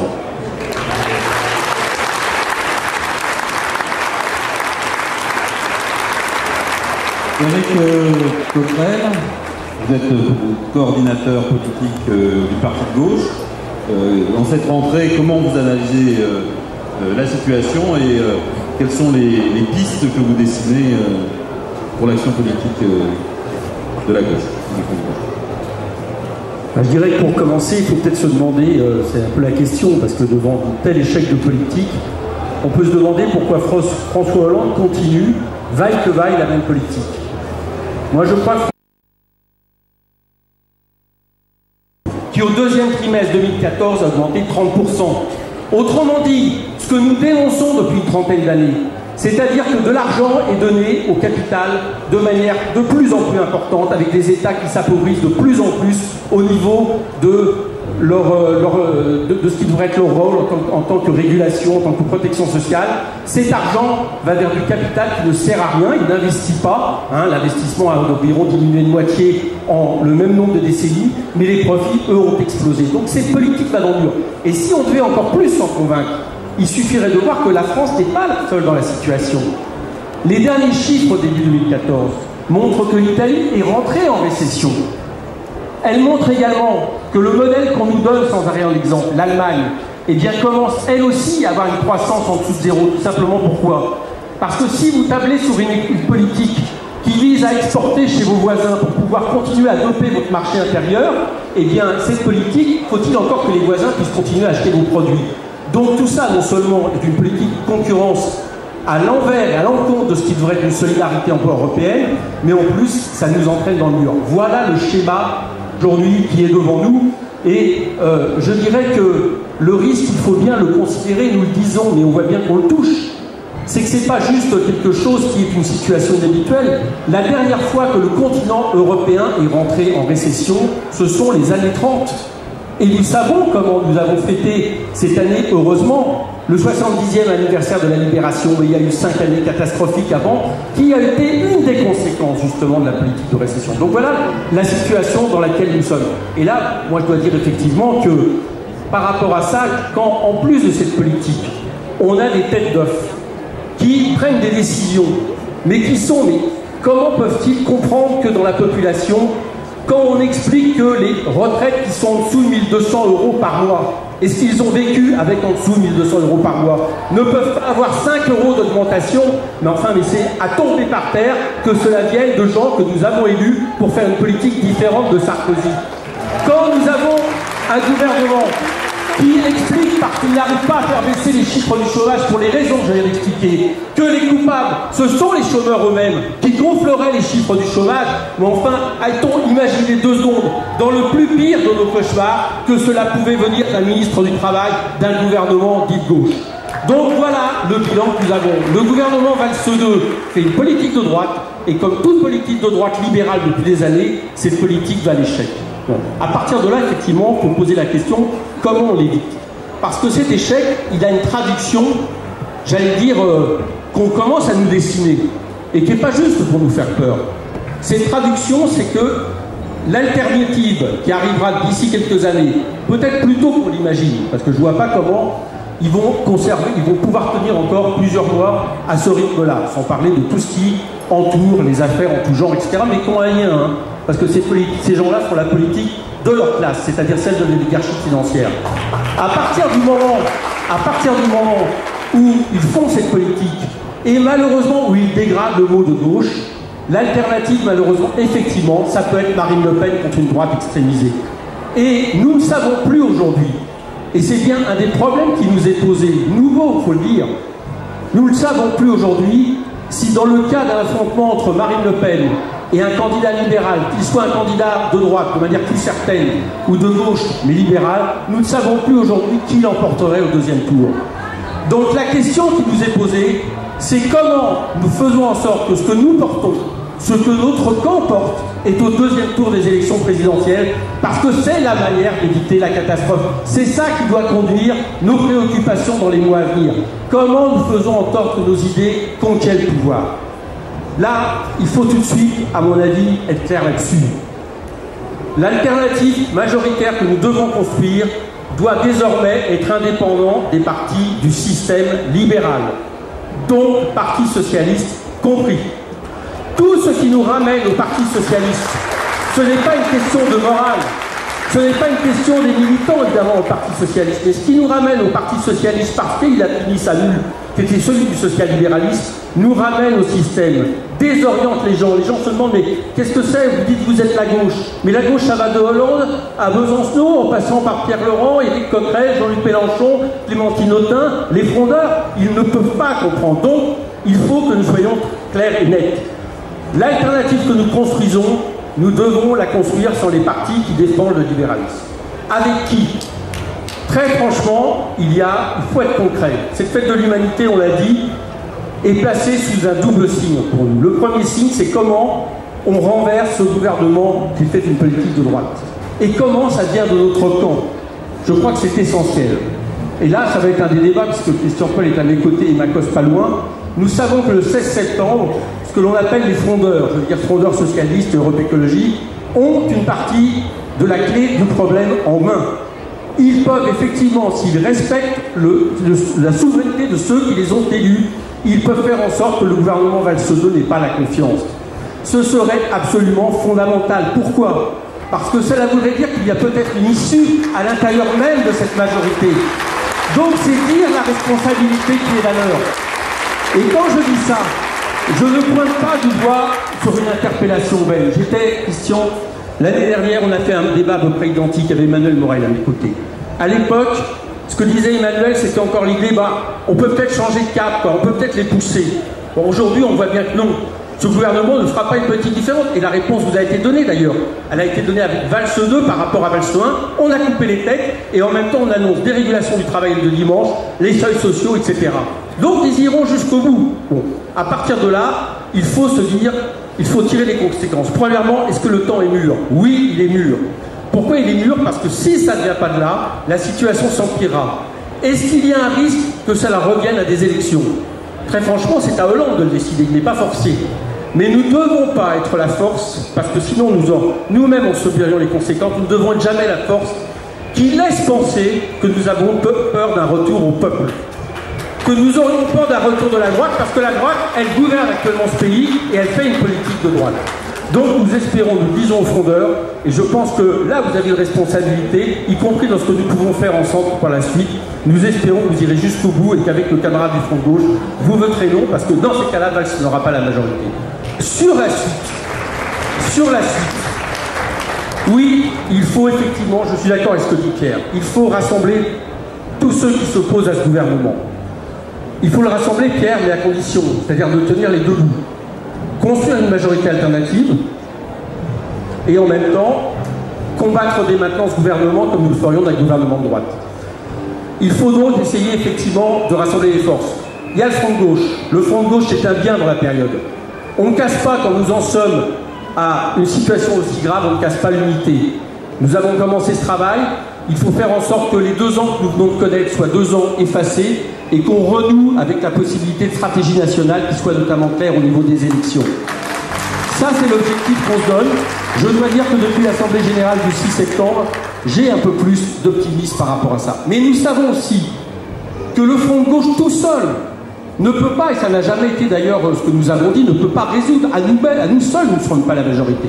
Alors oui, il y a la construction avec tous ceux qui feront le beau choix. Nouvelle Donne, nos camarades du NPA, nos camarades écologistes, socialistes critiques, si comme je l'ai dit, à un moment donné, ils mettent leurs actes en adéquation avec leurs paroles.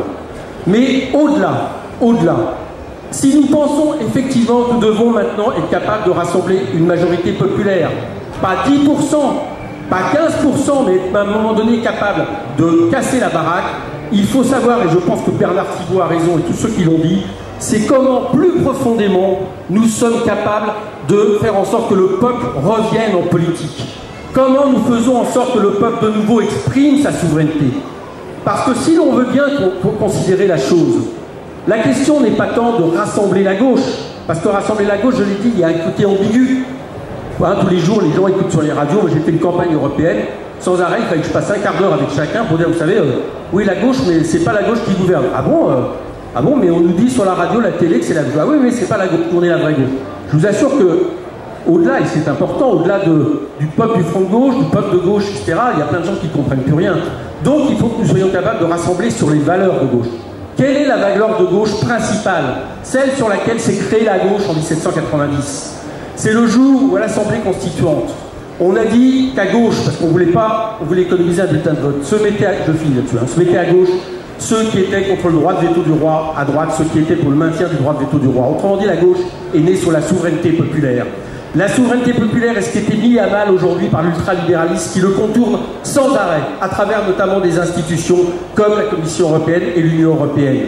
La souveraineté européenne, on le voit, elle est niée par la Ve République, qui fait qu'un monarque présidentiel peut décider de revenir sur tous ses engagements de campagne, peut décider de nous engager en guerre derrière les États-Unis d'Amérique. Donc il faut répondre à cette question. Et c'est pour ça que pour notre part, au niveau du parti de gauche, nous mettons sur la table la question d'un front du peuple qui serait basé sur la question d'une 6e République, mais non pas institutionnelle seulement.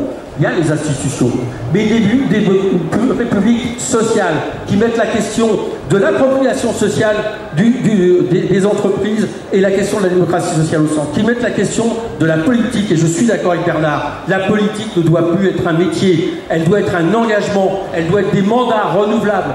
Nous devons être ceux qui portons ça, parce que c'est par le peuple et pour le peuple qu'on arrivera à résoudre la situation. Merci Éric. Clémentine Autain, vous êtes la porte-parole d'ensemble, l'une des composantes du Front de Gauche, et vous appelez dans l'Humanité de ce week-end à refonder un projet, une organisation de gauche, un nouveau projet, une nouvelle organisation de gauche. Comment comptez-vous vous y prendre? Merci de la question.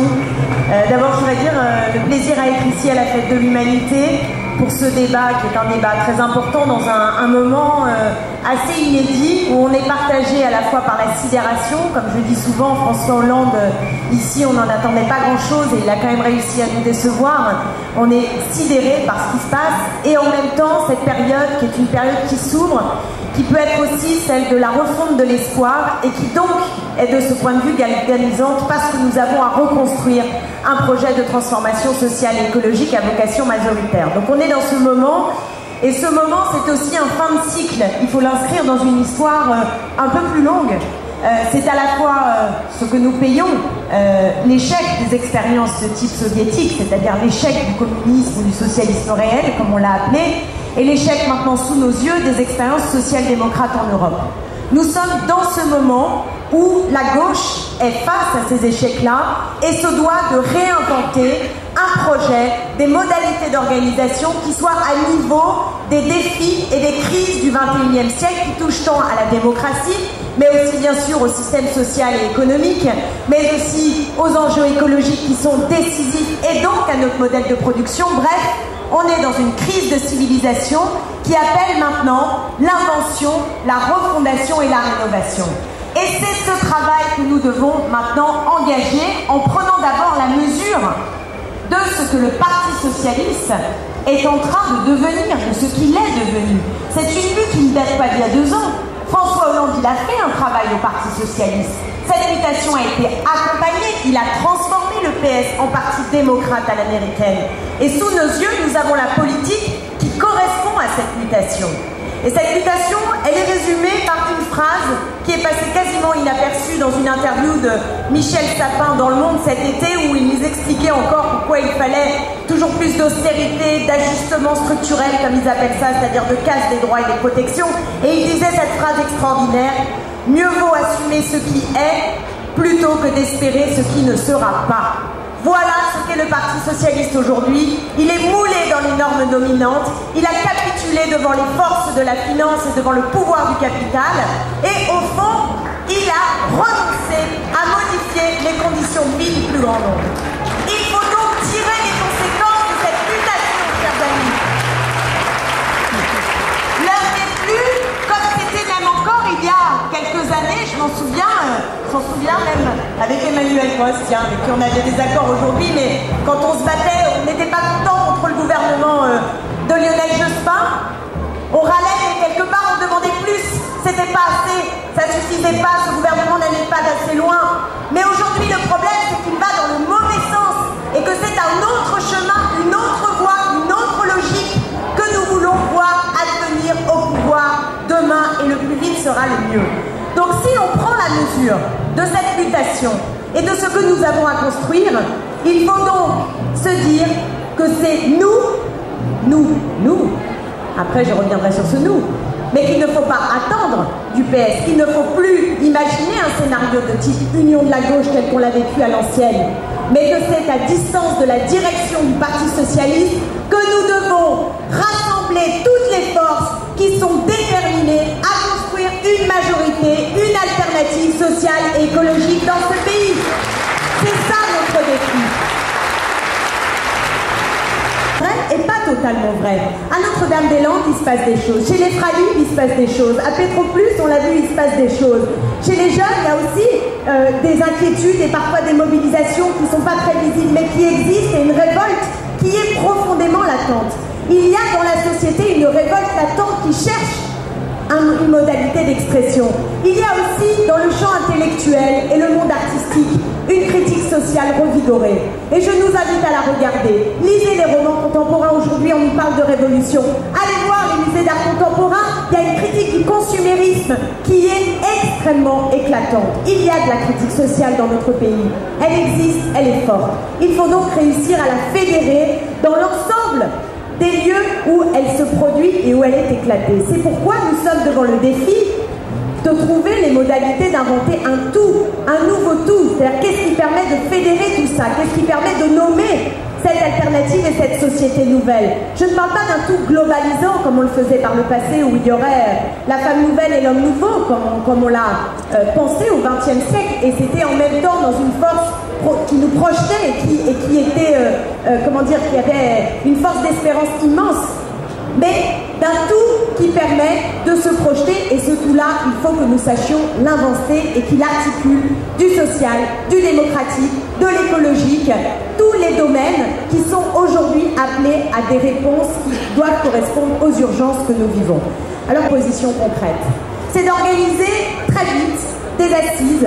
Partout dans le pays, on les appelle comme on veut, des assises, des états généraux. Partout partout dans le pays, avec tous ceux qui aujourd'hui contestent à gauche la politique gouvernementale et veulent bien se mettre au travail pour imaginer cette alternative.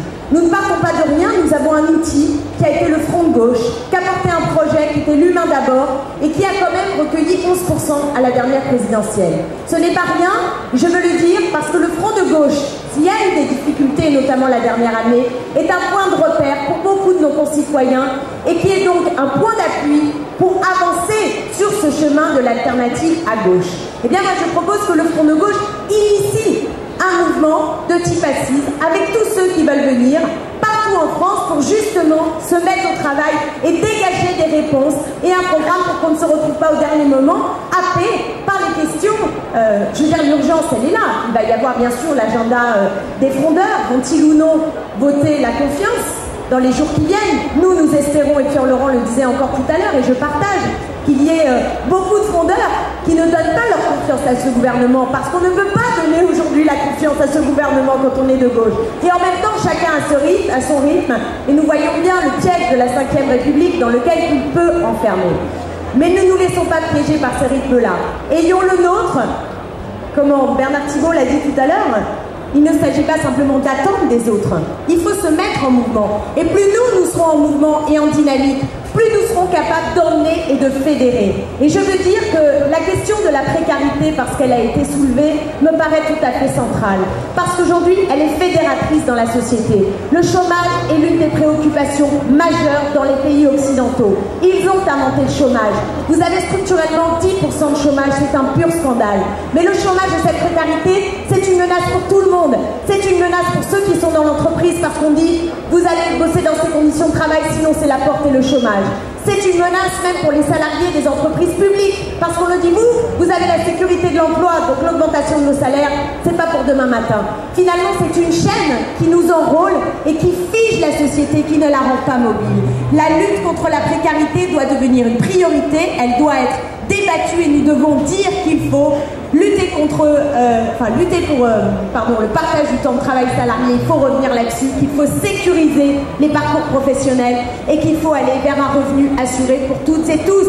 Cette logique-là, il faut la mettre en avant. Il faut, bien sûr, la démocratie est une valeur de la gauche, mais il y en a une autre qui est tout aussi fondamentale, c'est la question de l'égalité et de la justice sociale. C'est un puissant levier, vous savez, l'enjeu de l'égalité et de la justice sociale. Elle doit redevenir au cœur, elle doit désormais guider le projet à vocation majoritaire. Moi, je suis convaincue qu'il y a dans ce pays les forces disponibles pour lutter contre le ressentiment qui aujourd'hui alimente le Front National. Le Front National, il surfe sur le ressentiment. Nous, ce que nous avons à faire, c'est créer l'espérance. Et pour créer cette espérance, il faut tout simplement croire que c'est possible. Et moi, je crois fondamentalement que c'est possible. L'animateur des députés frondeurs portait une critique vive sur le cap du gouvernement Valls. Quel chemin envisagez-vous possible? Quelle perspective décidez-vous pour un changement de cap politique et pour que ça satisfasse mieux l'électorat de gauche? On a vu avec Frédéric Dabi combien il était à la fois blessé mais pas résigné. Bien, bonjour à tous. Moi, j'ai d'abord écouté avec beaucoup d'attention les 5 premiers intervenants. J'ai écouté aussi les autres, mais dans les 5 premiers intervenants, j'ai entendu Eva Giraud nous dire qu'au fond, elle ne demandait plus rien à la politique. Et je ne sais pas si le débat d'aujourd'hui la fera un peu changer d'avis, c'est mon espoir secret, parce que c'est vrai, ici, dans cette salle, pas seulement sur cette scène, mais dans cette salle, il y a des femmes et des hommes qui ont donné 10 ans de leur vie pour permettre une alternance en 2012. Venant parfois de combats plus lointains, combats associatifs, syndicaux, écologiques, politiques. Et les 10 dernières années, avec les années noires du sarkozysme, c'est vrai, nous avons espéré beaucoup dans cette élection 2012. Et aujourd'hui, il y a une déception profonde qui fait que les jeunes de 20 ans, de 30 ans, ne croient plus à la politique et au fond ne nous demandent rien, sauf peut-être de les laisser agir et grandir en paix. Depuis maintenant plusieurs mois, cette façon de faire, c'était tout simplement de faire la politique pour laquelle nous avions été élus. Faire la politique pour laquelle vous nous aviez élus en 2012, pour laquelle vous aviez envoyé une majorité de députés, des socialistes, des communistes, des écologistes et d'autres partis de la gauche. Et c'est vrai, si aujourd'hui il y a à l'Assemblée nationale des initiatives parlementaires qui sont parfois jugées insuffisantes, c'est vrai, mais qui n'ont pas de précédent dans une majorité de la Ve République, c'est parce que nous avons fait clairement le choix de ne pas continuer comme avant. Nous le faisons, c'est vrai, sans attendre 2017, sans nous interdire la possibilité de recomposition qui ont été évoquées ici cet après-midi. Et enfin, l'urgence, elle est de deux natures. L'urgence, elle est d'abord économique et sociale. Notre pays est dans une profonde récession. Il est en croissance zéro depuis des années. Bien sûr, nous avons des débats sur ce qu'il faudrait construire en France comme croissance. La croissance n'est pas suffisante, elle n'est pas synonyme de bonheur et de bien-être. Mais enfin, nous sommes en croissance zéro. L'Allemagne est en croissance négative. Et donc, aujourd'hui et 2015, et pas seulement 2014 et 2015, et pas seulement 2017, il y a la nécessité dans ce pays d'un plan d'urgence. Notre pays est en état d'urgence. Nos entreprises sont en état d'urgence. Les salariés le savent. Leurs organisations syndicales le disent. Nous sommes en urgence sociale dans beaucoup de domaines. Ça a été évoqué pour le logement. Et donc il faut un plan d'urgence. Et c'est l'une des raisons qui nous ont conduit, nous députés de la majorité, à dire depuis le printemps dernier, on ne peut pas continuer. Bien sûr, parce qu'il y a ces défaites électorales pour toute la gauche, sans exception. Bien sûr, il y a un peu partout des citoyens et des militants qui quittent leurs organisations politiques. Mais enfin, il y a cette urgence économique et sociale. Et donc, un plan d'urgence, c'est quoi?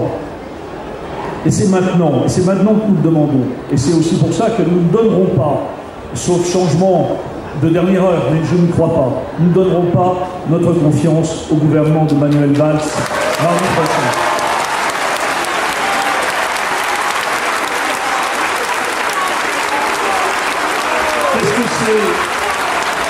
Qu'est-ce que c'est un plan d'urgence? C'est pas des petits gestes qu'on annule d'ailleurs quelques mois après. Le Conseil constitutionnel, toujours bien inspiré, l'a fait cet été. D'autres mesures, il vient d'y être renoncé, et en particulier le dégel, vilain mot, des retraites à moins de 1 200 €. Non, un plan d'urgence, c'est essentiellement 3 choses. Et nous le demandons maintenant. Le plan d'urgence, c'est d'abord du pouvoir d'achat.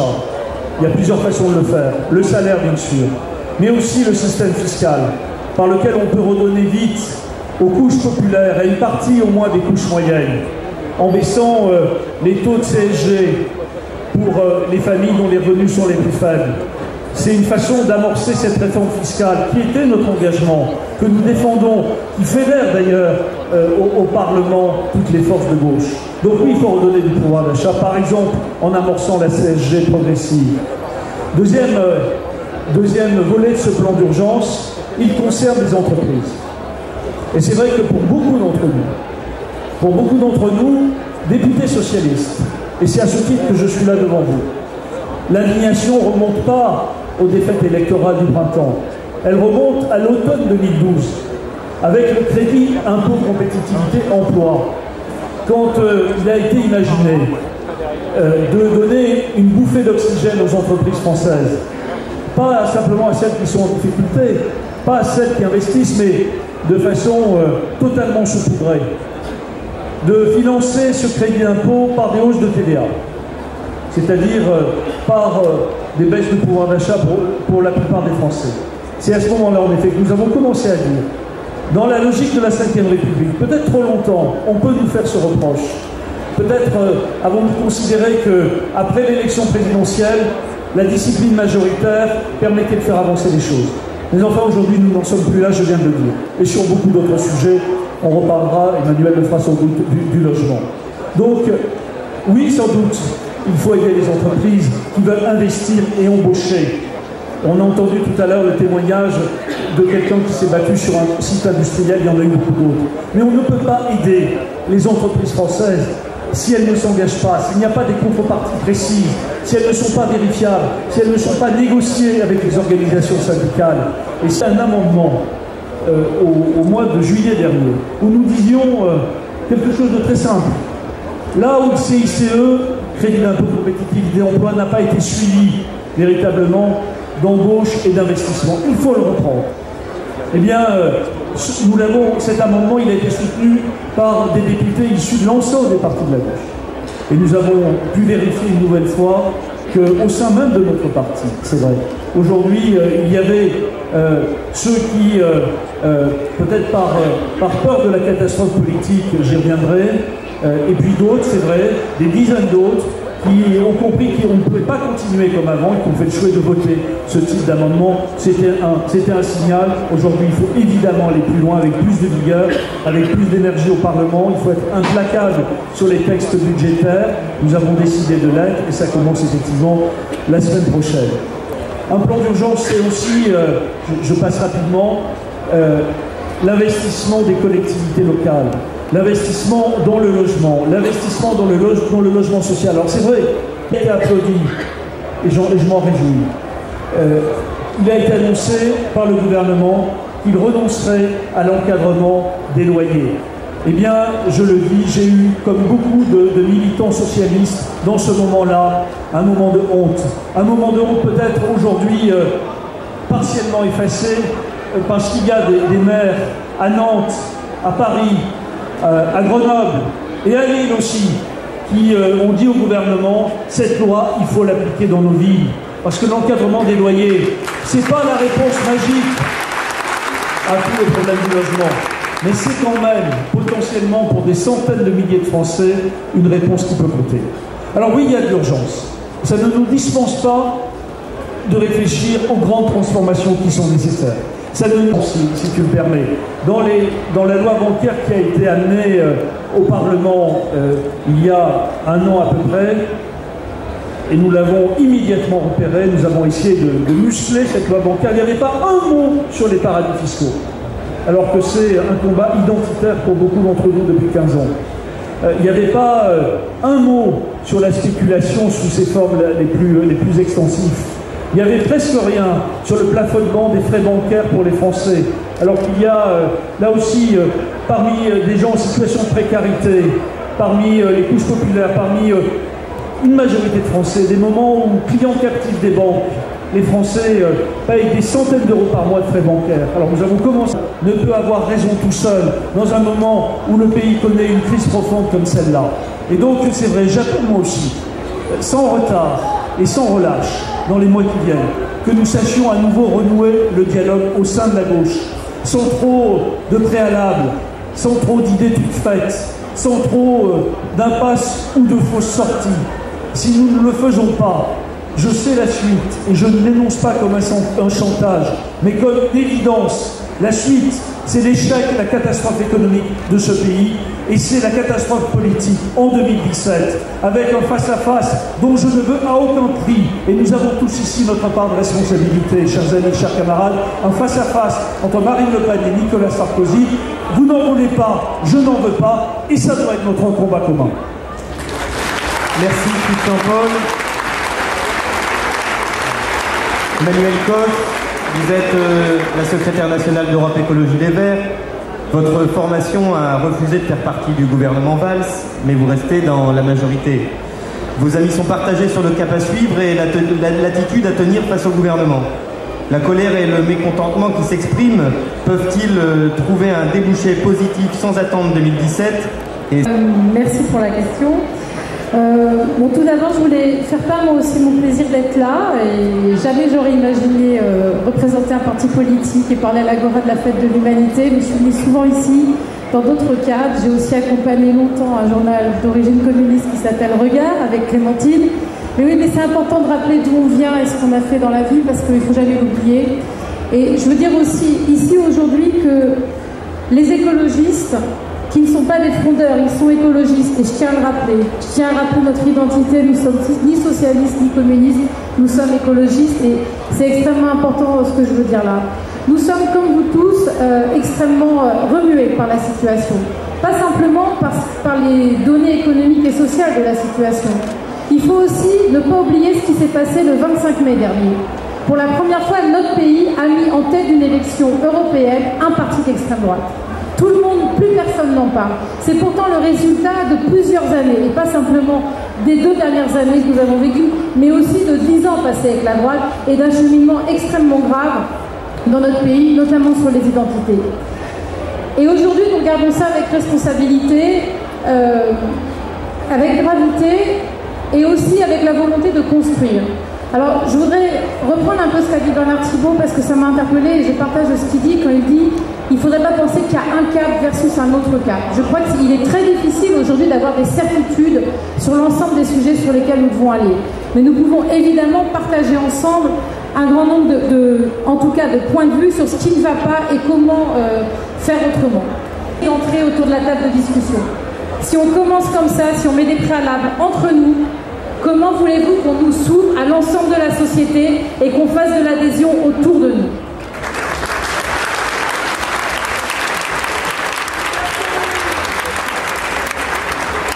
Et on peut aussi admettre que des partis de gauche, inscrits dans la gauche, qui ont des chemins communs, et aussi à un moment fait des choix stratégiques différents. Ça ne veut pas dire pour autant qu'ils ont oublié d'où est-ce qu'ils viennent, ce qu'ils défendent et pourquoi ils veulent faire ensemble. Et la question est de savoir ce que l'on fait aujourd'hui. C'est l'urgence, parce qu'on a à répondre dans les 6 mois qui viennent, dans l'année qui vient, sur un grand nombre de sujets qui interpellent nos citoyens et en plus d'apporter des solutions concrètes à leurs difficultés. Et c'est pour ça que les écologistes seront présents dans l'ensemble des discussions politiques que nous pouvons avoir au sein de la gauche, mais ces discussions, on ne pourra pas les avoir que sur des questions de fond. Il faudra aussi qu'on réinterroge notre manière, les uns et aux autres, de gouverner. Pourquoi est-ce que, quand on est en responsabilité, on n'est plus capable de résister aux lobbies? Je le dis par exemple sur une question toute simple, c'est la loi bancaire. Il se trouve, le hasard fait que j'étais dans l'équipe de négociation avec le Parti Socialiste sur le domaine économique, même si ce n'est pas mon domaine de compétence le plus réel. Mais j'étais là. La loi bancaire, le PS avait une loi bancaire, une très bonne loi bancaire. Pourquoi ce n'est pas cette loi qui est arrivée à l'Assemblée nationale? Pourquoi elle n'a pas résisté au chantage de la Société Générale et de la BNP pendant 2 ans? Et je sais, Christian, que tu partages mes opinions. Et donc c'est ça qu'on doit interroger. C'est pas simplement de se mettre d'accord sur des textes de loi à venir, c'est aussi pourquoi lorsqu'on est en responsabilité, on n'a plus cette capacité à résister à des lobbies, à des pressions économiques et aussi à des campagnes de com. Pourquoi je parle de la com? Et Christophe Robert le sait très bien, parce qu'on a beaucoup travaillé ensemble sur la loi ALUR. Et en effet, même moi, qui suis très proche de Cécile Duflot, je pourrais aussi dire 2-3 trucs qui ne vont pas dans la loi ALUR. Mais on a réussi un travail extraordinaire. On a réussi à fixer l'encadrement des loyers, on a aussi réussi à mettre de la régulation dans les professions immobilières. Et je me rappelle bien de tous les débats qu'on a eu sur la loi ALUR. Pendant 2 ans, tout le monde nous a dit ça n'aura aucun effet, votre loi est nulle, ça ne servira à rien. Le jour où les professionnels se sont rendus compte que cela aurait un effet, ils ont commencé leur campagne de com pour casser l'encadrement des loyers, casser surtout la réglementation des professions immobilières, et notamment, tu en as parlé tout à l'heure, Flore, les agences de liste, les marchands de sommeil et tous ces sujets-là. Alors évidemment, ce qui s'est passé il y a 15 jours, moi il se trouve que j'étais aussi à La Rochelle, ça tombait bien, j'ai pu dire devant 2000 personnes ce que je pensais sur le sujet. On ne va pas laisser faire un détricotage d'une loi quand elle a été le résultat d'une assemblée de gauche qui a travaillé à un texte de justice sociale et de régulation. Et tu le sais Christophe, beaucoup d'élus, y compris d'élus communistes en Seine-Saint-Denis qui ont porté le sujet, dans le Val-de-Marne et beaucoup dans l'Île-de-France. Je crois que nous n'avons jamais réussi à avoir autant d'adhésion à des fronts communs pour justement dire que nous voulons l'encadrement des loyers dans l'ensemble des territoires tendus. Parce que cet encadrement des loyers, ça ramène du pouvoir d'achat tout simplement aux locataires. Et ça, une action concrète, directe auprès des citoyens. Quelques chantiers. Je pense qu'un chantier essentiel, c'est celui de la démocratie. Et en effet, de trouver un chemin pour avoir une 6e République. Je crois qu'ici, c'est un débat qui fait consensus. Nous devons utiliser le temps présent pour enfin sortir de cette 5e République qui est à bout de souffle, retrouver un équilibre des pouvoirs, retrouver un régime parlementaire digne de ce nom, mais aussi avoir des institutions qui sont capables d'agir sur le long terme. Il faut comprendre qu'aujourd'hui, nous n'avons pas des institutions qui sont capables de penser au-delà de 2 ou 3 ans. Alors que justement, rien ne se fera maintenant si nous ne pensons pas au long terme, à 10, à 15 ou à 20 ans. Mais il ne s'agit pas d'être dogmatique, il est difficile. Mais on doit regarder autour de nous, aujourd'hui, comment est-ce qu'on peut soutenir des filières qui sont créatrices d'emplois, regarder dans le domaine des filières d'économie verte, comment est-ce qu'on peut avoir des emplois locaux plus forts, comment on peut soutenir des filières. Et c'est pour ça que cette colère sur le CICE, et tu as raison Christian, c'est peut-être ça l'erreur originelle du gouvernement Ayrault. C'est qu'à cette époque-là, nous avons exigé non pas de restreindre ces investissements aux entreprises, mais de les conditionner à des entreprises qui créent de l'emploi local, qui assurent des conditions de travail dignes, parce que rien n'est mis sur les conditions de travail, et qui assurent un respect et qui ne soit pas donné pour des partages de dividendes. C'est là des sujets extrêmement importants que nous pourrions avoir. Et aujourd'hui, c'est là-dessus qu'on doit aller. Non pas dire qu'il ne faut pas aider des secteurs, mais qu'il faut les conditionner et pour leur permettre d'avancer. Et j'ajoute un sujet à celui-là, notamment parce que je suis ici à la fête de l'UMA et qu'on parle beaucoup des conditions de travail. Aujourd'hui, nous devons mettre sur le devant de la scène le sujet de la santé au travail, et notamment des questions environnementales, notamment pour les ouvriers de la métallurgie, de la chimie, les femmes de ménage qui sont aujourd'hui les plus exposées à des produits extrêmement polluants et qui le paieront dans leur vie plus tard. Notamment, je ne suis pas certaine qu'elles auront des retraites très heureuses. Il faut absolument qu'on puisse poser ces questions-là de santé environnementale dans la condition du travail et qu'on puisse justement, et c'est pour ça que c'est dramatique, ce discours dogmatique sur les seuils sociaux, c'est qu'au moment où on a besoin justement d'avoir plus de structures qui nous permettent d'avancer sur ces sujets, d'avoir des agents qui permettent de contrôler mieux l'ensemble de ces conditions de travail, que nous avons ce discours extrêmement dogmatique poussé par le MEDEF pour supprimer les conditions de travail. Enfin, parce que je crois que je suis trop longue et je vais me taire, vous dire tout simplement que moi, contrairement à d'autres, je n'ai pas peur du FN, je n'ai pas peur de la droite. Ce dont j'ai peur, c'est du renoncement, de l'immobilisme. Et notre défi, à nous toutes et tous qui sommes ici aujourd'hui, c'est justement d'aller de l'avant ensemble pour changer la donne.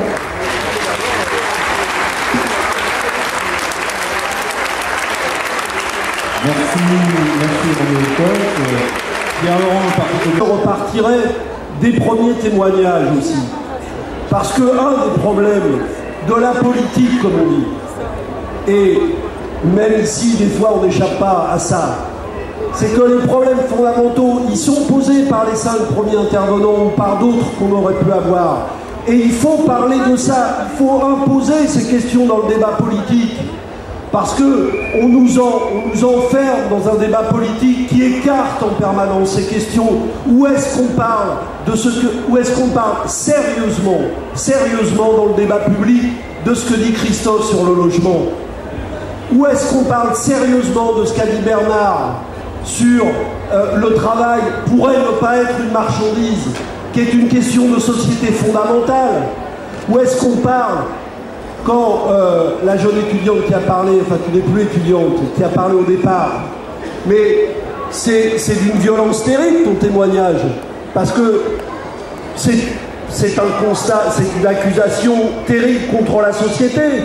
Si effectivement une femme comme toi ne trouve pas sa place dans la société, ça veut dire que cette société n'a plus de sens. Or effectivement, il y a des gens qui théorisent le fait que la société, c'est ça, c'est ce monde-là, c'est cette jungle-là, et qu'éventuellement, s'il y a encore un problème à régler, c'est de supprimer tous les droits et toutes les contraintes et tout ça. Or, nous baignons là-dedans, et on nous enferme dans un débat politique où la seule question serait finalement l'ajustement des contraintes.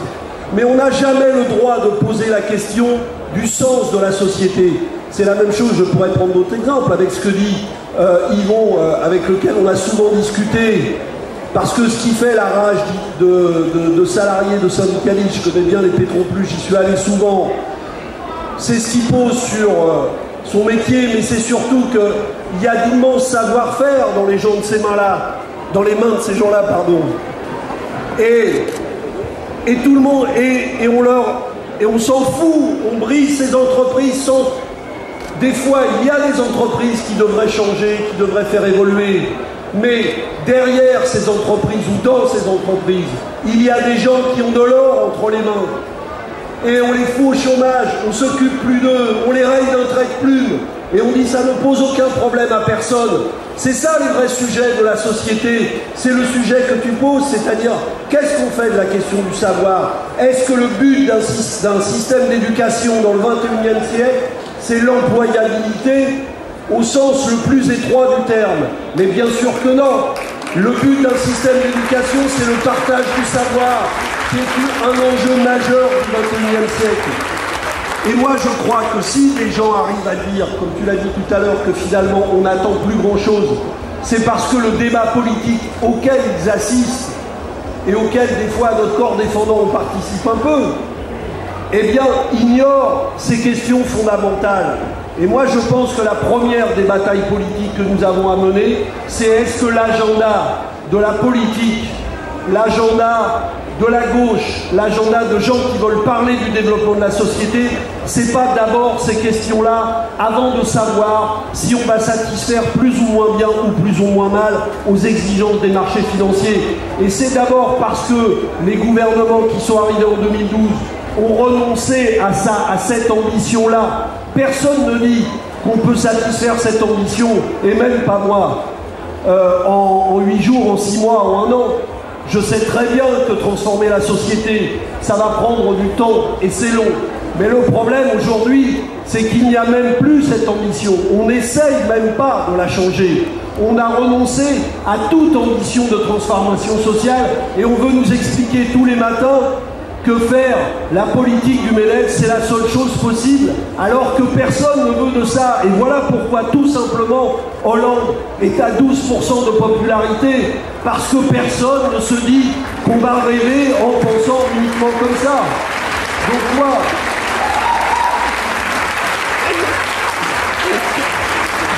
je crois que si déjà nous mettions les grandes questions de la société au cœur du débat politique, en aidant ceux qui essayent de poser ces questions à ne pas se faire écraser par le système politico-médiatique marginalisé, ce serait déjà formidable. Quand les cheminots se mettent en grève en juin dernier, tout le monde leur tombe dessus.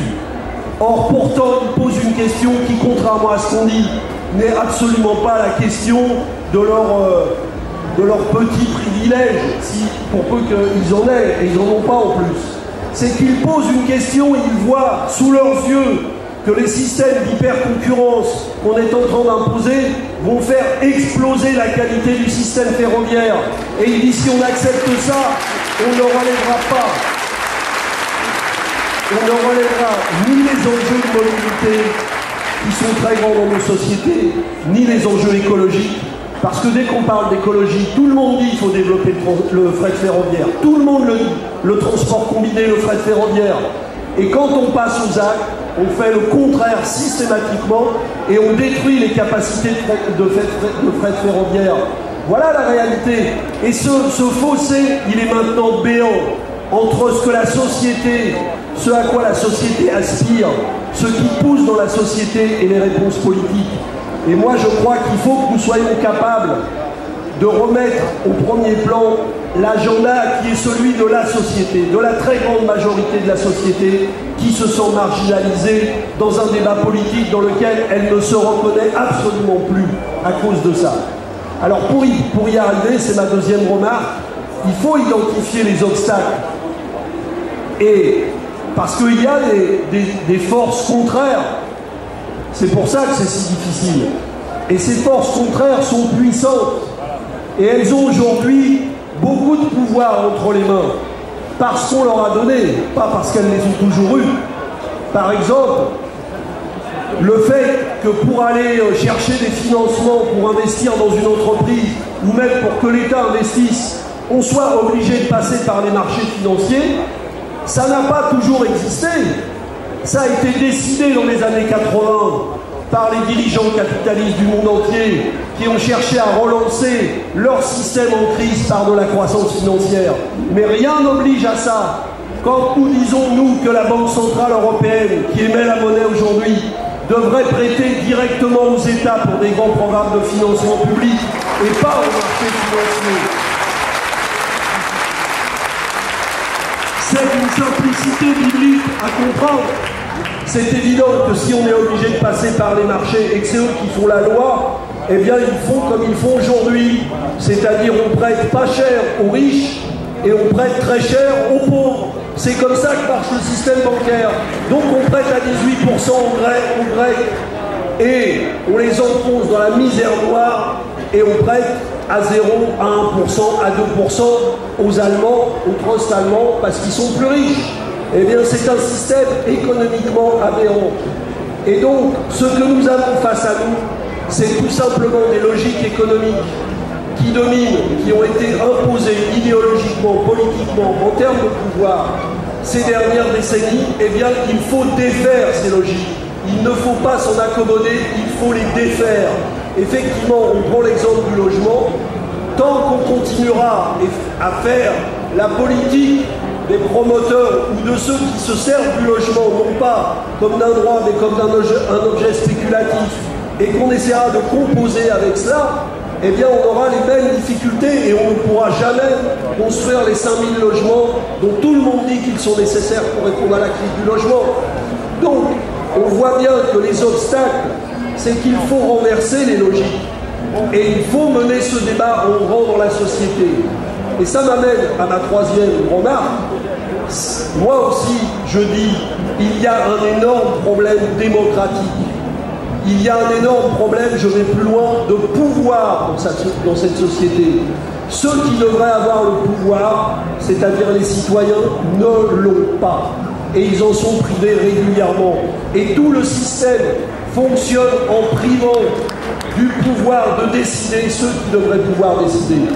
Par exemple, ce qu'il y a de scandaleux dans ce qu'a annoncé Manuel Valls sur le logement, c'est le fond de ce qu'il a annoncé, puisque c'est le retour, comme ça a été dit, à des politiques qui ont échoué. Mais il y a la méthode. Parce que comment un Premier ministre, qui est théoriquement issu d'une majorité, peut mettre à la poubelle, dans une conférence de presse, sans avoir discuté avec personne, une loi qui a été travaillée pendant 2 ans avec tous les gens qui s'occupent de cette question en France. Et pourtant, je peux vous dire que la loi Allure n'est pas exactement la loi dont nous rêvions, nous les parlementaires communistes et Front de Gauche. Nous l'avons votée parce que nous ne sommes pas des gens qui mésestimons les progrès qui sont obtenus. Mais nous voulions une loi qui aille beaucoup plus loin. Mais même ça, même avec ses limites et cette remarque. Cette loi, elle a été travaillée, elle a été votée par un Parlement. Le Premier ministre tient son pouvoir de qui dans ce monde-là? S'il n'a même plus de compte à rendre au Parlement et à sa propre majorité, et qu'il peut foutre à la poubelle une loi où on vit, on n'appelle pas ça la démocratie. Et moi je crois que maintenant, il faut mettre en cause des choses très importantes. Je pense que nous sommes au point où effectivement la présidentialisation de la vie politique est devenue une source grave d'empêchement démocratique. Et on le voit bien en ce moment, parce que c'est un verrou institutionnel, y compris un verrou institutionnel qui fonctionne pour tenir des gens très critiques, qui se disent mais comment on sort par le haut de cette situation? Parce que moi je comprends cette interrogation. Je fais une parenthèse à ce propos sur la dissolution. La dissolution n'est pas une grande arme démocratique dans la Constitution de la Ve République. Le seul qui peut décider la dissolution, c'est le président de la République dans notre Constitution. Et une dissolution de l'Assemblée nationale, je le rappelle, parce que des fois on se fait un peu d'illusion là-dessus, une fois que le président de la République dissout l'Assemblée, l'élection qui élit la nouvelle Assemblée se tient 40 jours après. 40 jours après. Autrement dit, une dissolution, c'est la réélection d'une nouvelle Assemblée sans ni le temps d'une construction politique, ni le temps d'un vrai débat politique dans le pays. Et en vérité, ceux qui ont imaginé ce système et qui sont les fondateurs de la Ve République considéraient la dissolution comme une arme dans les mains du président de la République pour essayer d'accélérer, empêcher par une majorité parlementaire ses choix. Je referme cette parenthèse parce qu'on voit bien qu'aujourd'hui, ce qui nous est posé comme question, c'est de stopper Valls. Et effectivement, nous voterons contre la confiance mardi et nous n'avons pas peur.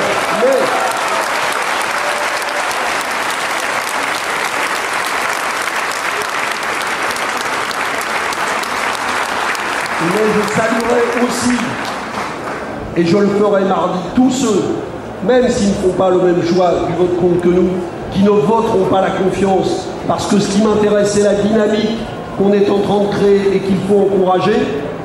Mais nous avons une exigence en même temps, c'est créer les conditions de faire émerger d'autres choix politiques. Nous ne pouvons pas seulement défaire là où déjà ils cassent tout sans construire. C'est maintenant la question qui nous est posée. Et moi je crois que sur cette question démocratique, d'une manière générale, nous devrions être beaucoup plus offensifs. Encore une parenthèse, la présidentialisation est un mal qui a pourri la vie politique, y compris chez les électeurs du Front de gauche. Vous savez, quand 4 millions d'électeurs du Front de gauche votent à la présidentielle et que 6 semaines plus tard, 2 millions votent aux élections législatives, je parle des électeurs du Front de gauche. Si les 4 millions s'étaient déplacés, il n'y aurait pas 15 députés du Front de gauche. Il y en aurait 50 à l'Assemblée nationale. Mais ça veut dire que nous sommes très nombreux. Nous sommes très nombreux à avoir intégré, et nous le savons très bien, il suffit de regarder la différentielle de taux de participation. La société a intégré que la seule élection qui comptait, c'était l'élection présidentielle. Eh bien, il y a un très grave problème démocratique avec ça. Parce que moi, je considère que nous ne pouvons pas gouverner avec un seul homme, fût-il si brillant soit-il, et j'ai envie d'ajouter, fût-il du Front de gauche. Il faut que nous gouvernions avec des majorités, parce que le peuple est divers, parce que la gauche est divers. Et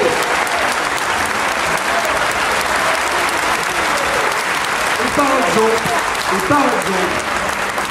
en 2017, pourvu qu'on arrive à 2017, ce qui n'est pas tout à fait certain alors qu'il est, pourquoi ne pas commencer par les élections législatives et pas par l'élection présidentielle? Je rappelle que l'inversion du calendrier électoral est tout à fait possible, puisqu'elle a été décidée par Lionel Jospin et Jacques Chirac entre 1997 et 2002, puisque l'élection ne se déroulait pas dans ce sens-là.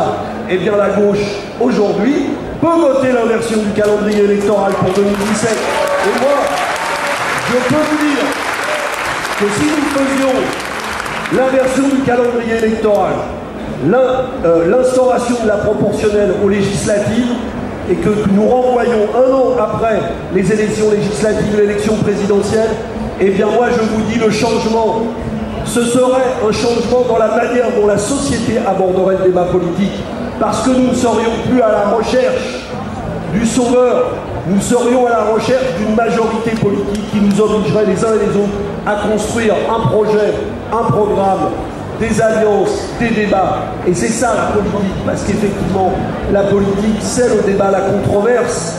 L'opposition, c'est les rapports de force, mais c'est la construction. Et moi, la politique, Bernard l'a dit très bien tout à l'heure, c'est une conquête démocratique, la politique. C'est une grande conquête démocratique des citoyens. Et nous n'avons pas le droit de laisser abîmer la vie politique de la manière dont elle est aujourd'hui salie et défigurée. Et c'est mon dernier mot,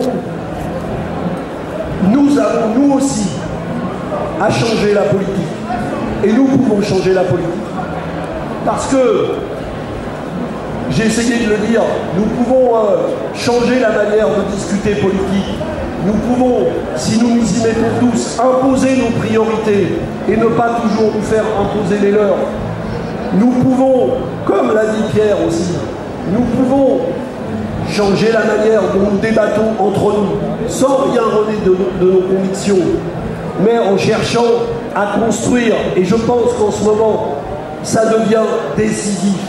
Parce que si nous ne voulons pas les uns et les autres, même très fiers de notre drapeau respectif, et personnellement je suis très fier de mon drapeau rouge, mais si nous ne voulons pas, même très fiers de nos drapeaux respectifs, errer dans les décombres de la vie politique française dans les années qui viennent, nous avons une responsabilité de construction commune. Et oui, moi je le dis et je l'assume, et les gestes politiques que j'ai entrepris depuis la rentrée vont dans ce sens, parce que j'ai réfléchi comme vous tous à la situation créée par ce qui s'est passé aux élections européennes. Il faut que nous reprenions le chemin avec exigence, en faisant porter le débat sur le contenu d'une construction avec tous ceux qui ne se reconnaissent pas dans la politique gouvernementale, et de le faire, moi je le dis, oui, sans aucune condition pour le moment, parce qu'il faut d'abord réouvrir la possibilité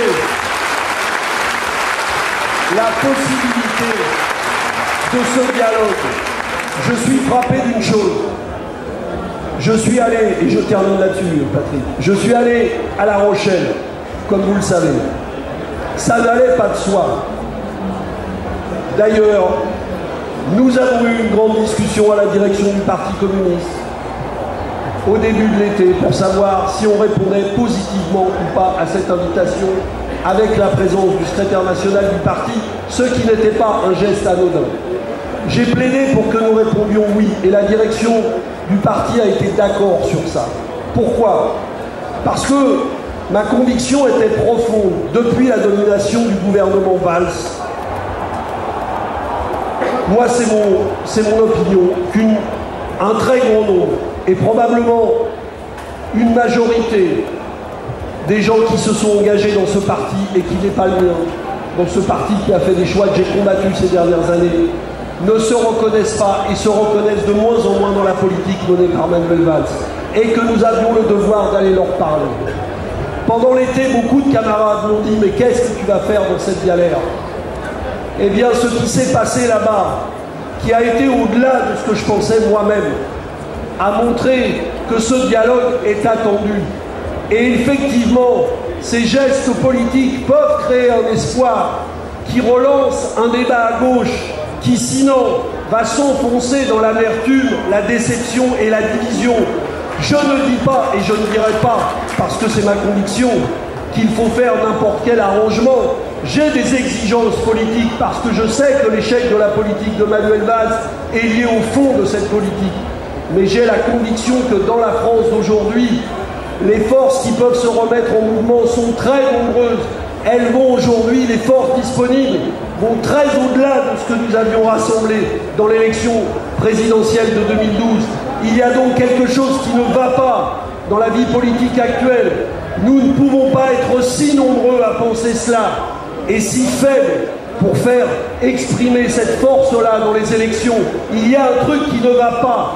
Eh bien, ce truc, c'est que ces forces-là qui existent, elles sont trop dispersées, trop divisées. Il faut les unir sur du contenu, bien sûr, avec des exigences. Mais il faut avoir la confiance que ce débat peut marquer des points. On parlait d'espoir au début et je finis là-dessus. La confiance, eh bien, il ne faut pas la voter à l'Assemblée, mais il faut la rendre au peuple qui est en train de la perdre. Le peuple perd confiance en lui-même.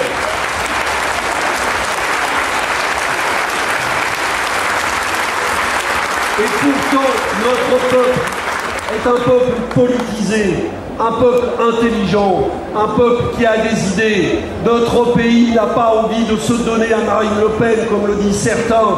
Ce n'est pas vrai. Il y a des ressources immenses. Et c'est à nous de leur montrer un chemin de construction et d'espoir. Merci.